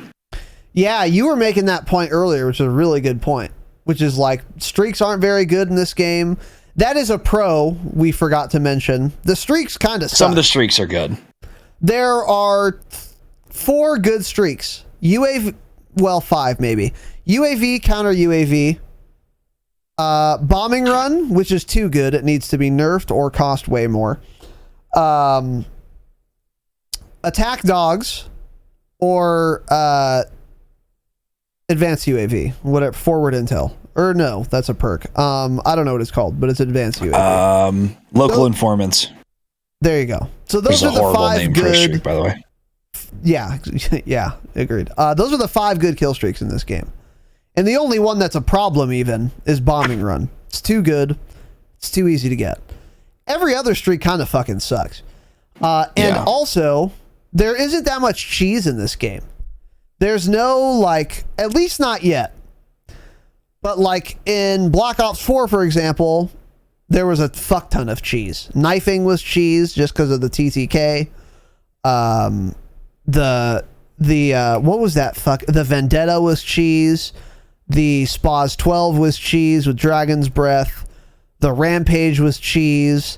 The Switchblade was cheese. There were a lot of cheesy trash in BO4, for example, and other games. There's like no cheese right now. And if there is, no one's figured it out yet, because I haven't been cheesed really once. The only thing I've been cheesed by, actually, is the bayonet. The bayonet is cheesy. And if you put the reach proficiency on that thing... Well, we'll edit this out so you guys don't do this. Yeah, of course. This is... Yeah. That you will fly across the entire lane of DOS House and stab someone instantly. That's the only cheese I've seen in this game. So that's the closest thing to Cali sticks in this game. Pretty much, exactly. So if you take all of that into consideration, then like Tanner said, he was making this point this afternoon, It really does come down to gunplay a lot of the time. Like, gunfights actually matter a lot in this game because you're not really dying to streaks very often at all, and you're not getting cheesed very often at all either. Yeah. So a lot of this game just does come down to gunplay. That's very true. Yeah, so like every single time someone calls in a glide bomb or a bomber or a bombing run, I'm absolutely dead. Everything else sucks. War Machine, Death Machine, Guard Dog is just the worst streak ever put into it. Guard Dog should be getting a single kill because it doesn't do anything. So Guard Dog's fucking trash. Flame Knot's pretty good. Yeah. Flame Knot's pretty good, but it takes 10 kills or something. So I think I've actually only gone against Flame Knot like once before. People don't get it often. It's good, but you're also super slow and it's expensive. Yeah. And Strafe Run fucking sucks also. Terrible. Strafe Run's like basically a precision airstrike, but instead of getting 5 kills for it like an MW, they make you get 8 or 9 kills for it in this game, and it's worse than a precision airstrike. 6. Is it only 6? Yeah. Okay. I still don't use it at 6. I use Glide Bomb and then I use Bombing Run. Mm-hmm. UAV, Glide Bomb, Bombing Run. But yeah, so the streaks fucking suck, and that's good, which relates to just more gunplay in general, more people using their primary weapons versus other cheese garbage. Tacticals suck, the lethals suck. True. Field upgrades suck, and the streaks suck. So that's and the guns are good, and the maps are good. So that it kind of creates a pretty well balanced like gunplay first person shooter, gunplay focused FPS game. Crazy, which is insane. Yeah, I mean, you would think that every first person shooter game, that the most important thing would be like aiming your gun and shooting at other people, but that has not been the case in a very long time. But it seems to be so far, at least in Vanguard. So yeah, that's definitely in the pro category. Next con though, if you play Blitz, dude, there was a map of Gavutu, Blitz, Dom, where I'm not joking, in 90 seconds, there were 5 or 6 glide bombs called. It was a joke. It's the best streak in the game, glide bombs. Dude, it was a joke. I don't know how you fix that. I think you make the explosion radius of glide bomb a little worse, probably. Yeah. I think that's the best way, because you don't want to make it cost much more, because then that and they probably realistically won't do that. I don't know if we've ever seen them change kill streaks ever. Not that I can remember. They changed it in Cold War often. They switched around like the amount of score. Yeah. But Cold War had the worst kill streak, score streak, point streak system of any Call of Duty ever. So that's kind of can't even relate to it. But yeah, I can't see them changing the amount of kills necessary. It seems like it does more splash damage than like a cruise missile from MW though, or something. Or also like a cruise missile, you press the button and it starts coming in and there's like a 3-second animation before you can even control it. And then at that point, it's already told the enemy team that there's a cruise missile inbound, so you can get inside. But the glide bomb, I feel like as soon as you press the button, it's already just dropping down. So it gets to the ground quicker too, which means people have less time to react. Yeah. Yeah, the glide bomb they need to do something about that. But yeah, anyway, all of that. So next thing is the tac sprint delay thing. I've been like in Warzone, I use auto tac sprint. So in MW multiplayer, I don't play it, but I would use auto tac sprint if I had it. That is basically useless in this game because of it's useless in every game. Of that, well, definitely not in Warzone. Of that, it is. Okay, the delay. So even if you're using auto tac and you start moving, you'll start with a sprint for a solid, maybe a second, like a long time. And then you'll transition into a tactical sprint. So that makes auto tac sprint difficult to use. So I just don't use it. But that's not really the problem.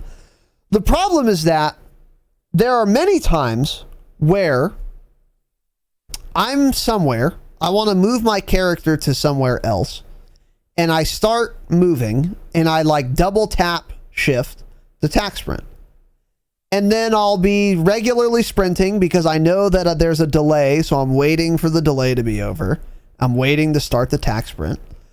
And then I'll just won't be tac sprinting ever. And then it'll be like, okay, well, now it's been 3 seconds. I'm still not tack sprinting. I guess I fucked it up or something. So let me try again. And now I've just lost all that time where I could have been tack sprinting. And now I'm not tack sprinting. And there's just all that wasted time. And there's no way to know if your tack sprint is essentially queued up or not.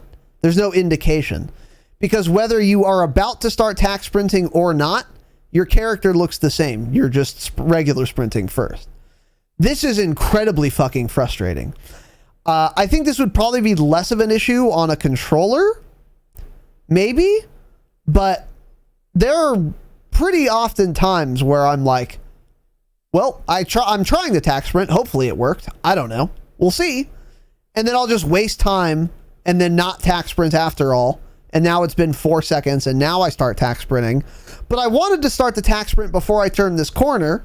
So now it's almost not even worth tack sprinting, because if I do it now, later than I intended to, then I'm going to be tack sprinting around this corner, but I don't want to incur that delay, that sprint out delay anymore, because when I round this corner, and then my ass gets fucked because I didn't tack sprint when I wanted to. This is incredibly annoying. The reason that they've done this is to nerf slide cancels, so that you can't just be constantly slide canceling and resetting tack sprint all the time. And that's fair, because I understand why you'd want to nerf slide cancels. Frankly, I agree with that. Forcing people to slide cancel everywhere to move optimally is fucking dumb and annoying. And it's not skillful to be able to tack sprint every 500 milliseconds. It's a dumb thing to create a skill gap around. So I'm glad that they want to rectify this problem, but adding in this weird little delay is not a good fix for the slide cancel problem. There has to be a better way to nerf slide canceling and nerf the necessity of slide canceling without this particular weird delay solution. I don't like it at all. It's fucking annoying. And then there are times where you don't think you're going to tack sprint, so then you go for a slide, but then you enter tack sprint, and now you fucked yourself, you power squat, and then you jump, and you're wide in the open, and then you die, because that was not what your intention was. So it's very awkward and annoying. And I've gotten used to it more, and now I just simply will not slide until I've finished one tack sprint. I just won't do it, because I'm not going to risk the power squat jump in midair thing anymore. So I'm getting used to it, but it's still not good. This is still not a good solution. And knowing whether or not I've started a tack sprint, there's still no way to know. That's the real problem. It's not just a problem of me not being used to it. It's that it is impossible to discern whether or not I've actually queued up a tack sprint or not. What are your thoughts on all that, Tanner? To start with, I don't know why you would run auto tack sprint in multiplayer. There are no pros for it. There are only cons. I don't get why people do it. Everyone on Team EXE does it, for example. So in multiplayer, so you move faster. I doubt it. It's multiplayer. You don't need to fucking move faster. Okay. The maps are tiny. What do you need to move faster for? Not in Modern Warfare. It's going to get you killed way more often than you're ever going to gain benefit from moving slightly faster on a multiplayer map. It makes no sense. It's just a thing controller kids do. I don't know why anyone does it. I don't get it. Warzone, I can kind of see people running it still. It's going to get you killed so many times. I don't get it. It's a gimmick. People see Jowo use it, so then they use it, but they can't move like he does, so then it just cancels out and it's dog shit. I don't get it. Also, yeah, the slide cancel nerfs, I don't care about, because the movement is so fast anyways, and lightweight's a perk that you're just zooming around anyways. Yeah, true. That there's no reason to even slide cancel the reset tack sprint, because you're already moving so fast. I mean, I just fucking zoom. If you guys really want to zoom, run lightweight, put a knife as your secondary. He's not kidding. It's insane. Of course you guys are using it to level it up, right? I'm using the knife to level it up. I'm not using it because it doesn't feel good just getting a quad feed with a knife. That feels horrible. I don't want to do that to people, you know? Sure. But I'm just zooming around. So you guys should give it a shot lightweight with a knife as a secondary. 3 seconds into the match start, you're 15 feet ahead of the closest teammate running into the enemy spawn. It's fantastic. So slide cancels doesn't matter. I press the sprint button and I run, and I don't need to slide at all. So I don't know. I think the Warzone sweats just seem to get used to it. It's such an easy mechanic to just stop slide canceling. The power squat thing, I honestly haven't noticed. If you're not trying to slide cancel, you won't. Yeah. I guess that's why. Yeah, I don't know. I feel like if you played the beta, you shouldn't be having those issues, because I've seen people complaining about that, about like the the slide canceling and shit. But if you played the beta, you kind of learn what the movement is. You just stop sliding so much. It's literally that simple. Stop pressing the slide button as often, and that problem is solved. I don't know why people are complaining about this. But yeah, I haven't seen the power squat. I'll have to pay attention to that. Maybe I will notice it now that you brought it up, but I haven't yet. One thing I do notice is you can't crouch as quickly as you could in MW. So MW, you could mash the crouch button and go up, down immediately. This game, there is a delay in general. Really? So if you're like behind cover and you want to pop up really quickly a couple times, like while you're moving left to right and you want to pop up and down quickly, you can't do that. In between crouch, there's a delay, so you can't spam it like that. It's very weird, annoying. Next time you load it into the game, do that. Spawn in, smash C as fast as you can. There's a delay, and that's very annoying. So that's one thing I will say about like the movement in general, but I haven't noticed any of the like the power squat thing. I'll have to pay attention to that more. But have you ever movement's fine to me. It's different than Warzone, but it's very fast. I have zero issues with it. I agree. I love the movement. I far prefer this to Modern Warfare and Warzone. I totally agree with you. And my issue isn't even necessarily with the slide cancel thing, like you said. Just slide less or stop slide canceling. I'm kind of with you on that. Figure it out, L. Holy shit. My issue, though, is, again, have you encountered this where you try to start tack sprinting and then the tack sprint never comes because you didn't like do it fast enough, and then you wanted the tack sprint but you didn't, and then you just didn't know because of the delay? You know what I'm saying? Yeah. That issue happened? I don't know. I haven't really noticed it. Huh. Okay.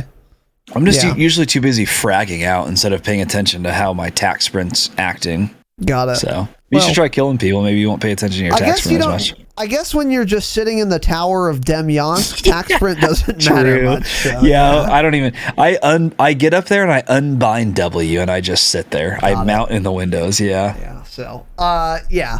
But all of that is to say, I do agree with you. The movement, and this is again kind of going back and forth. The movement in this game is just the best of any Call of Duty I've ever played.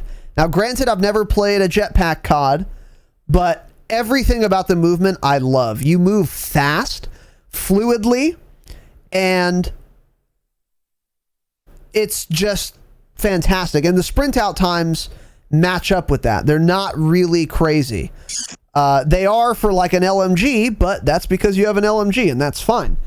So the movement is the best of any Call of Duty I've ever played, by far. And it's far better than Warzone and Modern Warfare. Again, I fucking hate that you have to rely on slide canceling everywhere in Warzone. It's not a fun mechanic to do. It's fucking stupid. And there's no skill gap there. If there is, you're better at pressing 5 buttons in a row every 500 milliseconds than some other guy. That's not a skill that you should be like rewarded for in a first-person shooter game. It's fucking dumb. So I do really like the movement in this game. The only thing that bothers me is the delay between sprint and tack sprint. I just take it out. Fix slide canceling some other way. What were you gonna say? I was just gonna say, slide canceling in Warzone isn't fair to people who use Razer keyboards because they're just breaking their keyboards every 3 months, 3 times, and then your your button just goes out. Yeah, that's true. Yeah, cool. Yeah, so that's next con. Shotguns are really good, and that's it. Now, plus side, shotguns are primary weapons in this game, so that's less of an issue. And honestly, I have been shocked at how few shotguns I've seen so far. Like, just because the SDG is still better. It is because the SDG is still better, yes. But I just haven't seen any. And the only reason I know shotguns absolutely fuck is because we were playing on DOS House, and this guy with the bayonet, that we were talking about, this is how we learned about the bayonet. Some dude was just running through us like Paul Revere, just fucking bayonet charging everybody. And then I said, this simply won't do. Let me try a shotgun. I put on a 0 attachment combat shotgun and had a field day. Just like pheasant hunting. Just raping everybody. No attachments, by the way. And I was like, okay, shotguns are really good in this game. Holy shit. And again, luckily I haven't seen any. And it's probably because they're primaries, but they are really good. And I expect that to become an issue at some point, particularly on these smaller maps like Das House, Hotel Royal, maybe, and a couple others that I can't remember right now. But yeah, shotguns are really good. And you've been using a lot of shotguns, right? When you're not in the tower? I didn't think they were that good, to be honest. I thought they were fine, but I was using, like, even my combat shotgun right now is only like level 12 or something. So I haven't like put on any like damage range, damage, fire rate attachments. I barely have any attachments unlocked, but I have to hit someone twice with the shotgun more often than I hit them once. Really? So I think from what I've seen, honestly, they're fairly balanced. It also has horrible sprint to fire, really bad ADS, pretty bad hip fire. When you jump, your hip fire spread increases by like double, which makes it also horrible.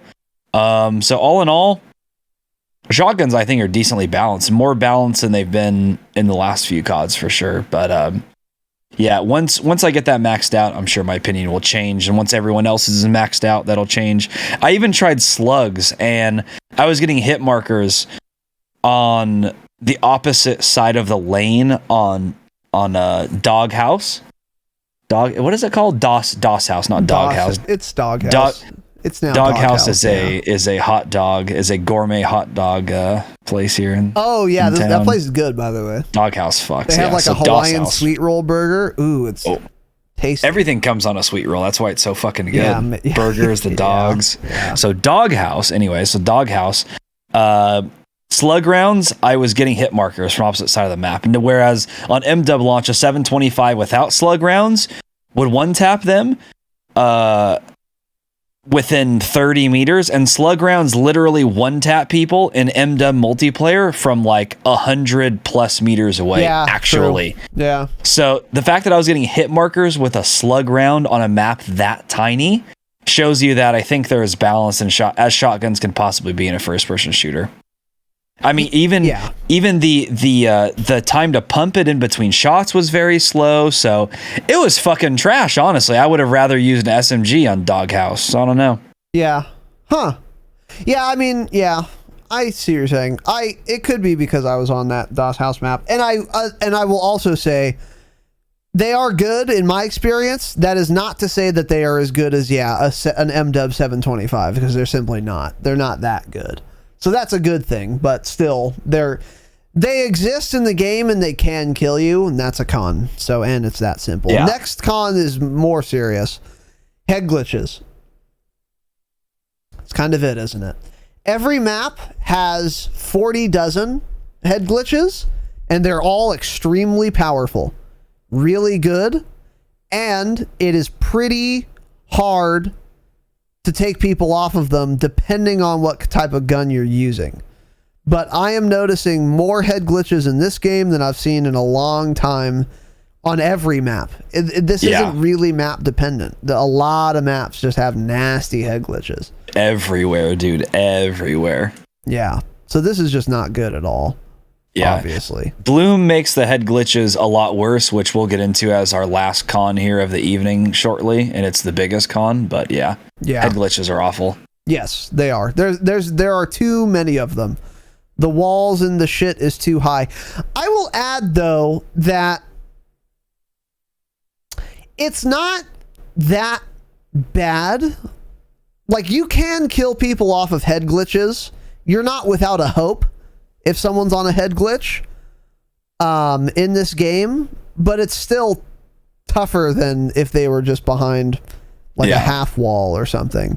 But it's not like the head glitches ruin maps or something. They're not so powerful that you're just like out of luck and have no hope, but there's still too many of them, and they're good enough to be like annoying and a problem, I think.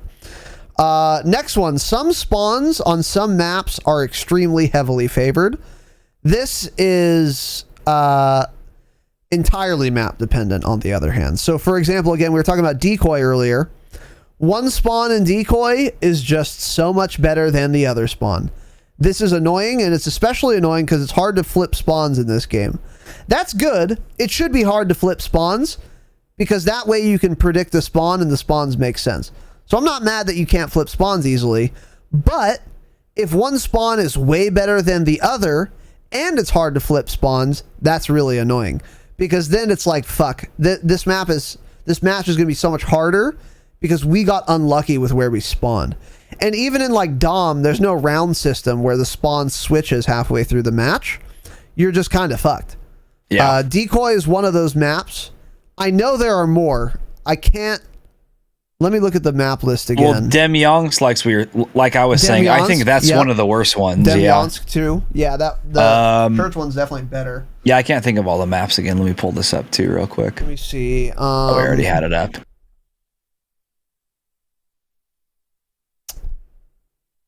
Red Star, definitely. If you spawn closer to, I can't explain it, but Red Star. If you spawn closer to the building where you can get up on the second floor versus the other one, you spawn closer to the square, like the middle. Yes, correct. Like the mid square, right? Yeah. Yeah. If you spawn closer to the square, that's the bad spawn. For sure. Yeah. I think there are others. I'm looking at the maps. I don't remember them. Oasis, one side you can get up on like the second story. There's a lot more buildings than the other. Yes, Again, I don't know how to explain it to you, but one side is a lot better than the other. Yeah. I don't know. We may just be kind of getting too picky on that. Maybe that's normal compared to most COD maps, but we were definitely noticing that about a few of them. Not all of them though. Yeah, not all of them. Yeah. But so it's a minor con, but it was happening for sure. Yeah. And it seemed like on the maps where there was one side that was favored, it was pretty heavily favored, even though it wasn't on every map in our experience. And we'll have more to say on that when we play more. What's this next one, Tanner? Next one here. Weapons take too long to hit max level. So I'm already prestige 1 level like 10 or something. Leveling up is very quick. Weapon leveling is very slow. I don't think necessarily the leveling is slower up until you hit like, what was the max attachments on a Modern Warfare gun? Like 60? 62 at the most? Yeah, like something like that. 60s, if that. So this game we have up to 70. So it's like once the higher you get, the more XP it takes. So I don't know if the leveling is slower up until that point, but because there's more levels, it makes it seem like, well, the guns do just take more time in general to hit max 100%. level. So I'm here like people just straight grinding it, trying to get as fast as they can. It's taking, I've heard anything from 6 to like 10 hours to max out a gun. I've only maxed out the STG and the MP40, and the STG I already had level 44. Going into the launch of the game, and I still only have 2 max level guns. Damn. And like I was saying, like 11 or 12 hours of playtime, and I have 2 max level guns. Yeah. So it takes forever.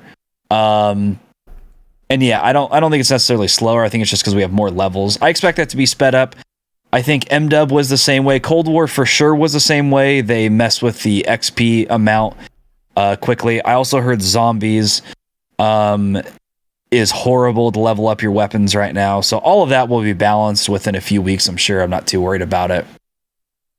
But it's just, it's kind of annoying right now when you're trying to like grind for the mastery camo, but also we're going to have this game for a year. There's really no rush to get the mastery camo. I'll get it eventually, so.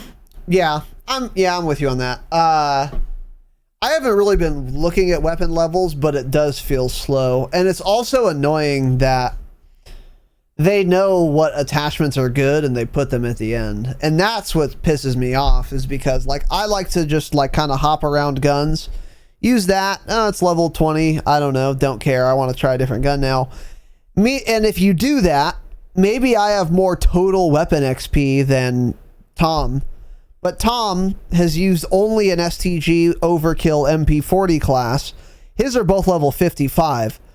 And that's the only guns he's leveled. So even though I have more weapon XP, He has an STG with all of the best attachments, because those are all the best attachments are at the very ends between like 65 and 71 or whatever. I haven't noticed that, to be honest. I don't know. I just looked at like the optics, for example, is the easiest comparison. All those really clean optics that we love with like a half bezel, those are all the last optics. Have you tried any of those? No, because I don't have anything high enough level. So they ruined all those from beta to launch. All of those have the worst reticles you will ever see in your life. Really? Have you ever seen like think of like an air traffic controller, how they have radar, right? So it's like a circle, then a bigger circle, then a bigger circle, and some lines through it. Some of the last optics, they look super fucking clean, and it's this like it's kind of similar to like that PPSH blueprint in Warzone. Yes. So they look like that. You equip the thing, the worst fucking reticle I have ever seen. I'm talking seriously, the donut reticle in Cold War is better than half of these. I don't know what they did from beta to launch. That is a major con, though, while we're on that subject. Optics are great. The reticles themselves, give me a normal dot. They got way too active. Section? Yes, and all of the custom ones are horrible. I also think it's bugged, because whether or not you're using a dot optic or one of those with a weird dog shit reticle, all of the customizable reticle options are exactly the same. So I think that's still bugged. Damn. But it's like, dude, that my favorite optic in the beta, and I talked about this so much in other episodes, like, dude, that blue dot optic is nice. It's easier to see things with the blue dots, more clear. They got rid of the blue dot from beta to full release. I don't know why. And it doesn't show up as a reticle either that you can grind for. Again, hopefully it's just missing or something, or bugged right now. I have to think it'll come back. Yeah. But that just pisses me the fuck off. So I'm the opposite. I use the Nylar optic on every single gun, and it is the first optic you unlock every single time, pretty much. It's like you get at like level 2 or 3, and that's what I've been using. I like it the most, honestly. But also, I haven't probably noticed the best attachments being at the end, because there's so many attachments that it's overwhelming, and I still don't know what to run. Yeah, I'm kind of learning. True. Like recoil booster seems good. The Carver foregrip seems good, because it's like hip fire and recoil control with only negative is like -1 ADS. Stuff like that I'm kind of learning. Bullet mods I am. But other things I just don't have a fucking clue, so maybe that's why. Barrels all suck. I haven't found a barrel on any gun that I think is worth running because of the trade-offs. I'm serious. I don't run barrels on my guns. Because it's like, it'll give you, like a bunch of bullet velocity or like better sustained fire recoil control. But then the con will be like no headshot damage or like worse bullet velocity. They're crazy cons. They're not... The min-max, it's not worth running barrels, I swear. Yeah. So I just haven't been. I don't know. Yeah. And yeah, that is worth saying, by the way. Neither of us have really done a deep dive, and I hate that phrase, into what attachments do and shit. I haven't been too worried about it. They're guns, they shoot. I'm killing things. If you equip an STG, so fast, exactly. If you equip an STG, it doesn't matter. What attachments you have, you'll kill them no matter what. So we haven't been looking super deep into the attachments. On the topic of the TTK, real quick, because that's a big topic. How is the TTK? I think it's pretty good. It seems fine to me, and gunfights feel a lot less inconsistent than they do in Cold War. I feel like the headshot multipliers are just not as big in this game. Gunfights feel fairly consistent to me almost all the time, and the TTK feels pretty fast, but not too fast, not as fast as Modern Warfare. And again, even if they're faster than Cold War, they're way more consistent, and that I would take, because in Cold War some gunfights are over in a tick rate, and then some you're in a prolonged boss battle playing World of Warcraft. But in this game, they're all pretty fast, but they're at least consistent feeling, at least to me. You've not experienced this? I think it's very inconsistent, but also it's pretty obvious that most of that is because of the STG. Once that is nerfed to the fucking ground. Also, the MP40 is the best SMG by a mile. You can't compete with that one either. Not as dominant as the STG though. Once those are nerfed, I feel like it'll be a lot more consistent because like the automaton feels really, really good. And it feels like at range, I have to hit someone like 6 or 7 times and it feels good. But then, 5 shots into it, they hit me once in the head with an STG and I'm dead. So that's inconsistent. So it's kind of hard to gauge the weapon balance in general right now. And, that will all be changed soon. We won't get weapon balancing this next week, but I would be shocked if we have to go more than 3 weeks without a decent weapon balancing overhaul. I'd say Tuesday we'll have something. Yeah. This week, I don't think we'll get one that early, honestly, but they just launched a game. They're all off this weekend. They're not doing shit. They're all drunk. So, they won't be worrying about that yet, but yeah, the STG will be getting nerfed. Once that happens, we'll have a better gauge of the weapon balance in general, but pretty inconsistent right now, I think. But yeah, most of it's like a select couple or few guns that are causing the inconsistencies, I think. Yeah, that's fair. Because the STG does kill noticeably faster, but that's it. But that's a good point. Next con, we are still in merch debt. The dropshot.com/store. We are in merch debt. We've lost money on the merchandise. Go buy some. That's the next con of Vanguard. Now, moving on from Vanguard because of that. Exactly. And it is Vanguard's fault, but more than that, it's your fault, listener.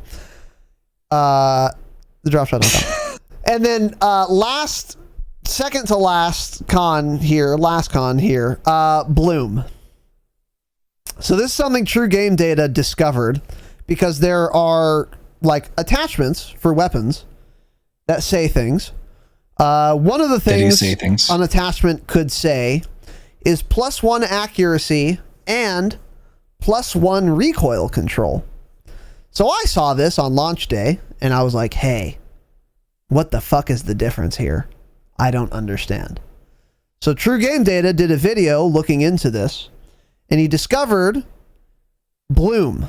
So accuracy is a stat that if you increase it, you will have less bloom on your gun. Now, what is bloom? So, for those not aware, bloom is when a gun's bullet spread area increases over time as it is fired, and it resets when you stop firing. So, let's say I am aimbotting, okay? And I'm able to use an MG and put my reticle on one brick, the center of one brick on Tuscan, and shoot 100 rounds, and every single time a bullet comes out, my reticle is pointed at the exact same spot on that brick. What bloom means is that the longer you're sustaining fire, the more inaccurate your bullets become in such a way that even if your reticle is still on the center of that brick, your bullet will not necessarily land there because your bloom is increasing. This is a term that I originally discovered in Halo. This has always been a thing in Halo games where the longer you fire, and you can actually see the bloom, you can actually see the bloom in Halo reflected in your reticle. So for those of you who played Halo and you're shooting on the assault rifle in Halo, you can like only hip fire. So you can see the circular reticle on the AR. And if you just start holding down the trigger, the reticle just gets larger and larger and larger. That is bloom. But in Call of Duty, the difference is you can aim down sight with an assault rifle, but you still have bloom and you just won't see it. So your reticle's pointed right at the center of the brick, but since you've already been holding your trigger down, your bullets aren't even landing where you're aiming at. And the longer you're firing, the more bloom you have. So the purpose of the accuracy stat on these attachments is to reduce bloom so that if you increase accuracy, your bullets will stray less far from where you're aiming your gun over time within a sustained fire. Now, what's the problem with bloom? Well, use your brain, everything. If I'm playing a video game that relies on me aiming my weapon and then also shooting it at something, it would be really strange if, in fact, my bullets did not go where I was aiming, and it would be even more strange if the developers of the video game did that on purpose, right? So what does Bloom introduce? Complete randomness and RNG, and I can get punished for aiming extremely well because of complete random, uncontrollable, uncounterable mechanics. Now you could say, well, the way to combat Bloom is to not hold down your trigger forever or whatever. Stupid. Dumb argument.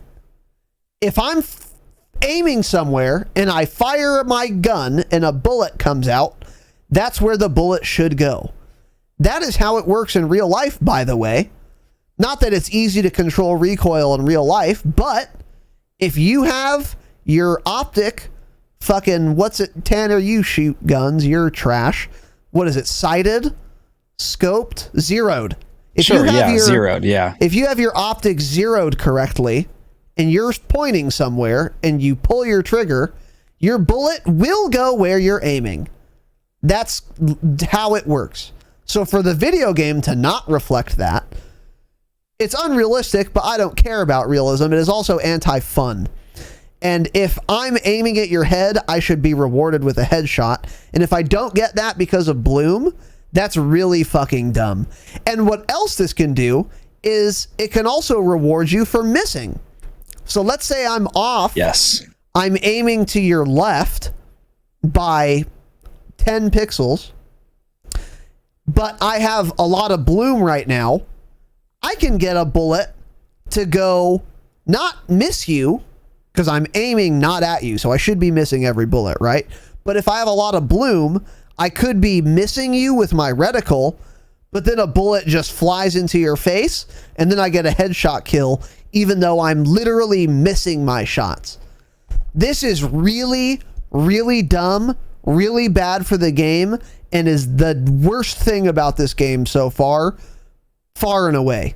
I will add, before Tanner jumps in here, I have not really noticed Bloom yet, to be honest. In general, my bullets feel like they're landing where I'm aiming. So I haven't really noticed this yet.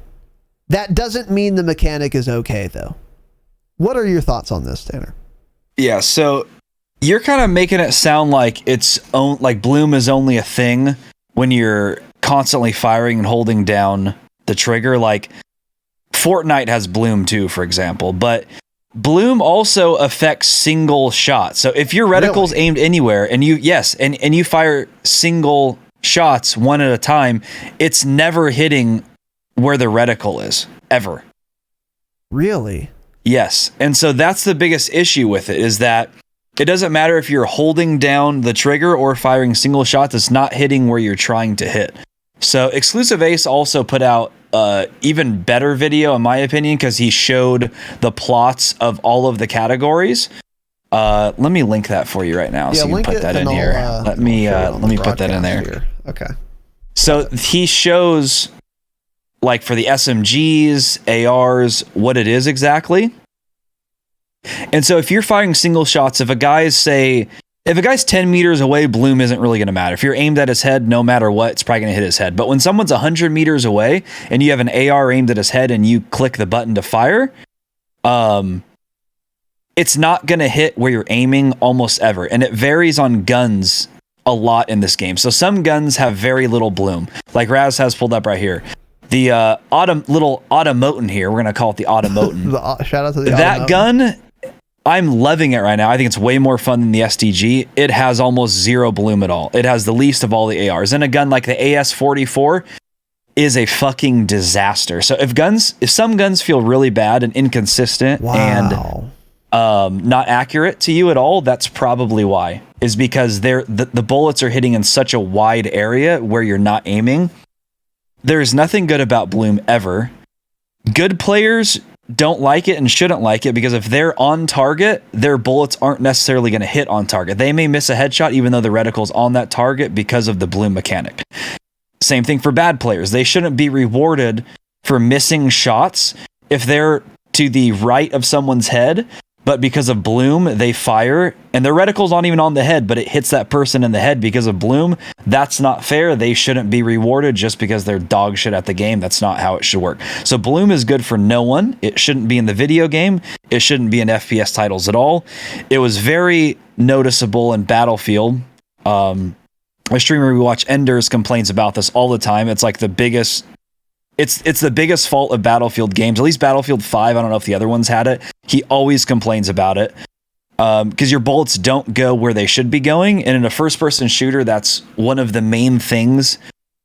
That's like the main thing you should be able to trust is that your bullet is, if you single fire, if you press down once, that bullet should go exactly where your reticle's at. There's reticle sway. That's fine. It should hit exactly where that reticle is landing. Every single time, no matter what, if you can aim. So it varies a lot. This exclusive Ace video really shows you the differences between the guns. Luckily, it's not that noticeable on like snipers or marksman rifles, because if it was, that would make them completely unusable, but they're pretty fucking good on that. But certain things like, for example here, I'm looking at the SMGs. I keep seeing people talk about how the Type 100 slaps as an SMG. Crazy, shocking, and has the least amount of bloom of all of the SMGs. The Sten, which is what I'm using right now, the Sten fucks up close. This is what I was telling Raz earlier. I'm like, dude, I have trouble, like, because of bloom, I have trouble hitting people off of head glitches. Now I know why. I've been using the Sten. It has the worst bloom of all of the SMGs. That's why it takes, like, I can kill people off a head glitch, but where in other games it would take me maybe 1 to 3 shots to kill that person off the head glitch, it instead takes me like firing 8 shots because so many end up missing. And I'll end up hitting them eventually and killing them. But that's what makes the Sten so bad in that instance. So yeah, I encourage you to watch this video. The only way around this is to equip attachments that the pro is accuracy control. I don't know how they word it. Is it just plus accuracy? Yeah. Okay. Accuracy. So any pros you should be using, say, plus accuracy. That's a very good attachment to have. If there's ever a con that's minus accuracy, absolutely don't ever use that attachment, I would say. I don't know if I've even seen one that's negative accuracy. Have you? I'm sure they exist. I haven't noticed it yet. I haven't noticed, but yeah. But yeah, so no one should be happy about this. I mean, frankly, Sledgehammer should remove bloom from the game. Are they going to? Absolutely not. All they're going to do at this point is maybe lower the base rate of bloom on each gun. I can see them doing that. I can see them making the positive accuracy attachments help with bloom even more, but this isn't going to be removed. Unfortunately, it's going to be in the game forever. So if you swear you're hitting your shots and you're just not, you probably are. It's Sledgehammer and Activision decided they don't want you to hit all of your shots that when you're properly aiming, and they want it to be random, and they added bloom into the game. So this is not a good thing. No one should be happy about this.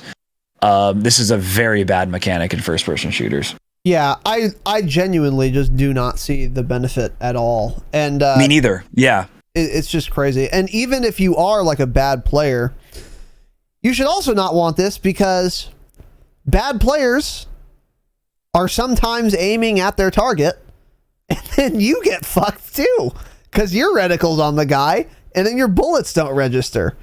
Even if like that doesn't happen to you super often, that's still not good. Mm-hmm. Like this is good for literally no one. No one should want this. Yes. Like there are things in Call of Duty and things that Activision have done that are horrible for the player base, but make sense for someone. Skill-based matchmaking makes sense for them, right? And for the just horrible players. But something like bloom, literally that benefits no one, nothing, ever. I don't understand it at all. I just don't. I mean, maybe in their mind they're thinking it could raise the time to kill if you're missing more shots or something, but it's like I don't know. I would love to see why they feel this way. If anything, maybe it's a bug. Maybe it wasn't intended. no one noticed it. Because yeah, like you said, I didn't necessarily notice this exactly until I saw True Game Data and Exclusive Ace talking about it. Just because there's an accuracy stat, they must have intended it. That's true, actually. Yeah, you're right. Never mind. Yeah, fuck, that sucks. I know. But yeah, so I didn't exactly notice it right away, and the vast majority of you won't ever notice it. Even after we say this, you may not notice it. But for like top tier players, this ruins first person shooters for them, and they definitely notice it. But it's like, knowing about it now, it kind of makes sense. Like, oh, okay, that's why I feel like my Sten was hitting this guy's head and it took like 8 shots fired to finally hit him once. Yeah, you will notice this, even if you're not good, I think. But you won't get... Now you'll know why, but like exactly like Tanner just said, he was like, have you ever been using a gun and it just doesn't feel right? Like something about it just doesn't work for you? It's probably this. That's what's probably happening is you're getting bloomed on. You're getting bloomed upon. You're like, I don't know, man. The PPSH just doesn't feel right to me. I like the reload time. I like the damage on paper. I like the sprint out time. I like the ADS time. Doesn't have that much recoil, but something about it just doesn't feel right. I don't know what it is. This is what it is. It's bloom. Yeah. I think everyone will notice that. They might not be able to discern what feels weird about certain guns or what feels really good about other guns, but this is the thing. And now that you know, you'll probably start to pick up on that. This is really bad. I think this is an Activision plot, like many things they've done in the past 3 years, to make every gunfight more randomized and RNG, to bring everyone closer to a 1.0 KD. Just like having stuns and akimbo magnums in the gulag. For example, bloom is another thing where it's just like, we want everyone to get a chance to get a kill. And the best way to do that is to randomize gunfights in ways that we can get away with without people revolting. And bloom is a good way to do that. So I think this is actually just, hey, black helicopters, an Activision plot to randomize gunfights more so that worse players get more kills because every gunfight has this more element of randomness in it. Yeah. I really think... I genuinely cannot think of another possible reason why you would add bloom to your game. Why there's else? Just no reason to. Yeah, like there's no other argument. Like you said, maybe they wanted to increase time to kill.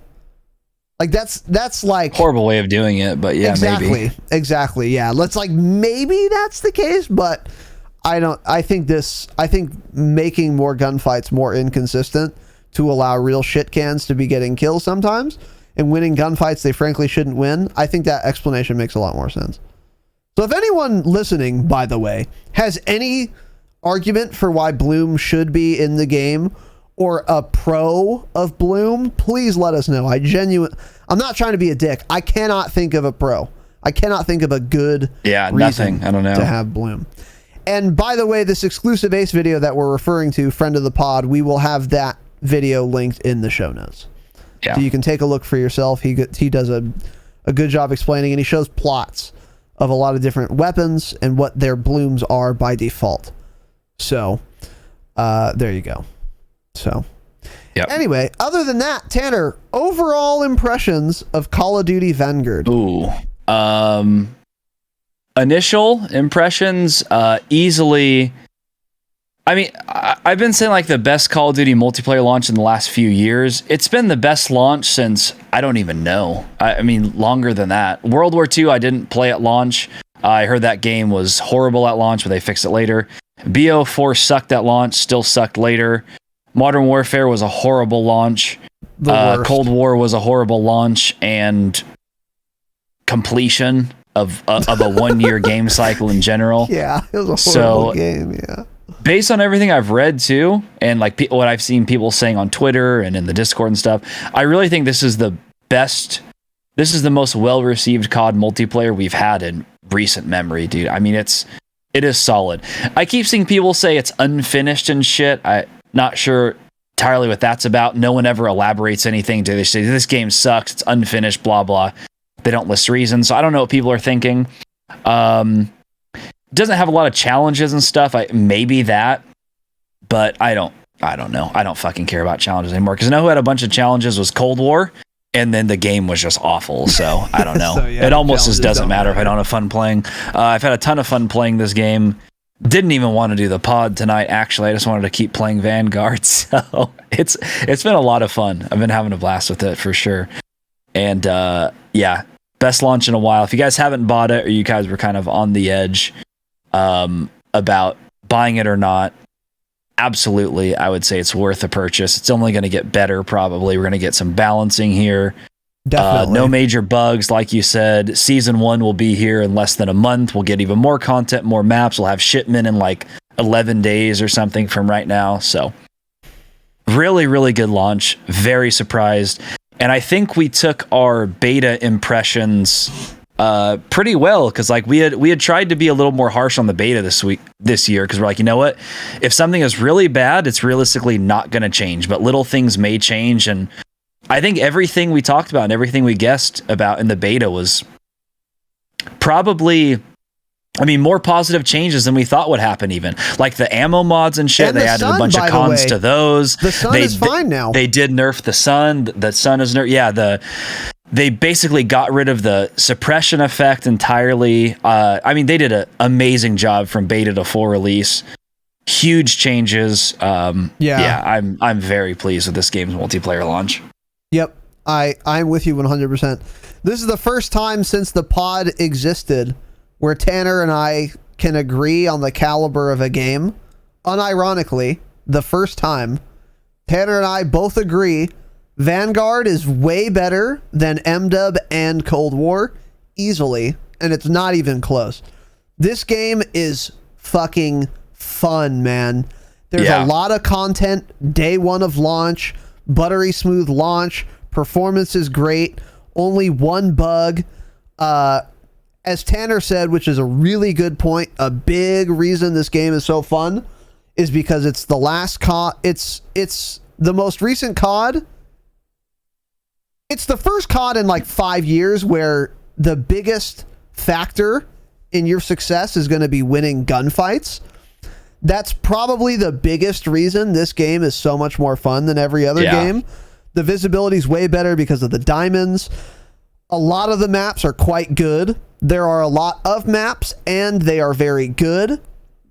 This game fucks. And I just have fun playing it, man. I have a lot of fun playing this game. Yes. Way, way more than Modern Warfare. I never liked Modern Warfare ever. Not on day one, not on day 365. It was a dog shit game. Cold War was middling. It was uninspired. I had fun sort of sometimes ephemerally, once in a great while. And every other time it was like, fine, it was okay, whatever. This game I'm like enthusiastically excited for and deeply enjoying. And when I'm doing well, that's reflected in my KD and on the scoreboard. And when I'm not doing well, I'm not. And that's how it should be. Everything about this game is just fun, and it rewards the right things. It's got pretty good maps, great visibility. Audio's not good. There are some problems. We've been over them. But despite those problems, this Call of Duty is way better than I would have ever expected it to be. Sledgehammer is the best development studio at Activision, period. It's that simple. It really is that simple. I'm a Sledgehammer stan now. They fuck. And also, super excited for Season 1. Super excited for the remainder of this game. I think they did an excellent job. And like Tanner said, also, I'm amazed at how much this game has improved since beta. I'm just floored. I mean, it was fun in beta, but there were some big problems. But now it's like they improved on all those problems so much. Go ahead. I mean, what changed from like Cold War beta to full release? Cold War beta had like 4 maps. The full release had like 6. Nothing fucking changed. The hit reg was still shit. Everyone's game were still crashing. Yep. It was still classic Treyarch hit reg. I could be 8.5 feet around a corner and the bullet would still hit me somehow. Just a fucking disaster. Now again, horrible game, but a lot of that's because of Activision and this, like what Treyarch was put under to develop this game quickly. But yeah, it's like one last thing too is there's a lot of people commenting before the game came out about like the World War II theme. It's uninteresting. There's been too many World War II games, blah, blah. I mean, this is the second World War II game in how many years? There was actual like World 10, War II, and then when was the last one before that? We got to stop saying that. There's more modern Call of Duty games than there have been World War II in the last 10 years. So let's settle down on that. And also, it doesn't matter because with the weapon attachments and everything, it's not like the maps feel like older World War II maps. I mean, you can put a drum magazine on an M1 Grand. So if you're a history buff, World War II either, which is good. Yeah, if you're a history buff, don't buy the game because you're going to critique all of that. But if you like shooters, it doesn't matter what year it's based in. It doesn't feel like World War II. Your guns have a shitload of attachments. You have 100 optics that you can choose from each gun. So It plays like a modern game. Just visually, it's technically World War II, but hey, it's not. Every gun has a 50 plus round magazine to it. Buy the fucking game now. Yeah. It really is that simple. This game is so much goddamn fun. I haven't had fun playing multiplayer in a long time. Since Black Ops 4, actually. That's the last time I would have fun playing multiplayer because I didn't in Modern Warfare, and then in Cold War, no one I knew played it ever. So then it was like, rightfully so, yeah. Well, so yeah, kind of. So then it was like, I had no one to play with. But like now, again, for the first time in fucking 3 years, it's like I have fun playing multiplayer. It's so cool. Yeah. So yeah. Best overall COD multiplayer launch in years. Oh yeah, for sure. Yeah. This game is shaping up to be like my top 3 CODs ever. Even early, but go ahead. Yeah, I mean, even if nothing changes from right now to 6 months, in 6 months, if I'm still going for the camo grind or something and don't want to do it in Plunder or Warzone, I would hop on this game and play it. Yeah. I mean, even if no changes happen, it's fun enough to play. Yeah. So the core is there. So all they need to do is just keep adding a couple more guns, more maps, more operator skins, and that'll keep me here for a year easily. Because the core of the game is there. Yeah, I agree. So those are our first impressions, boys and girls. We hope you enjoyed this episode. Let us know what you thought.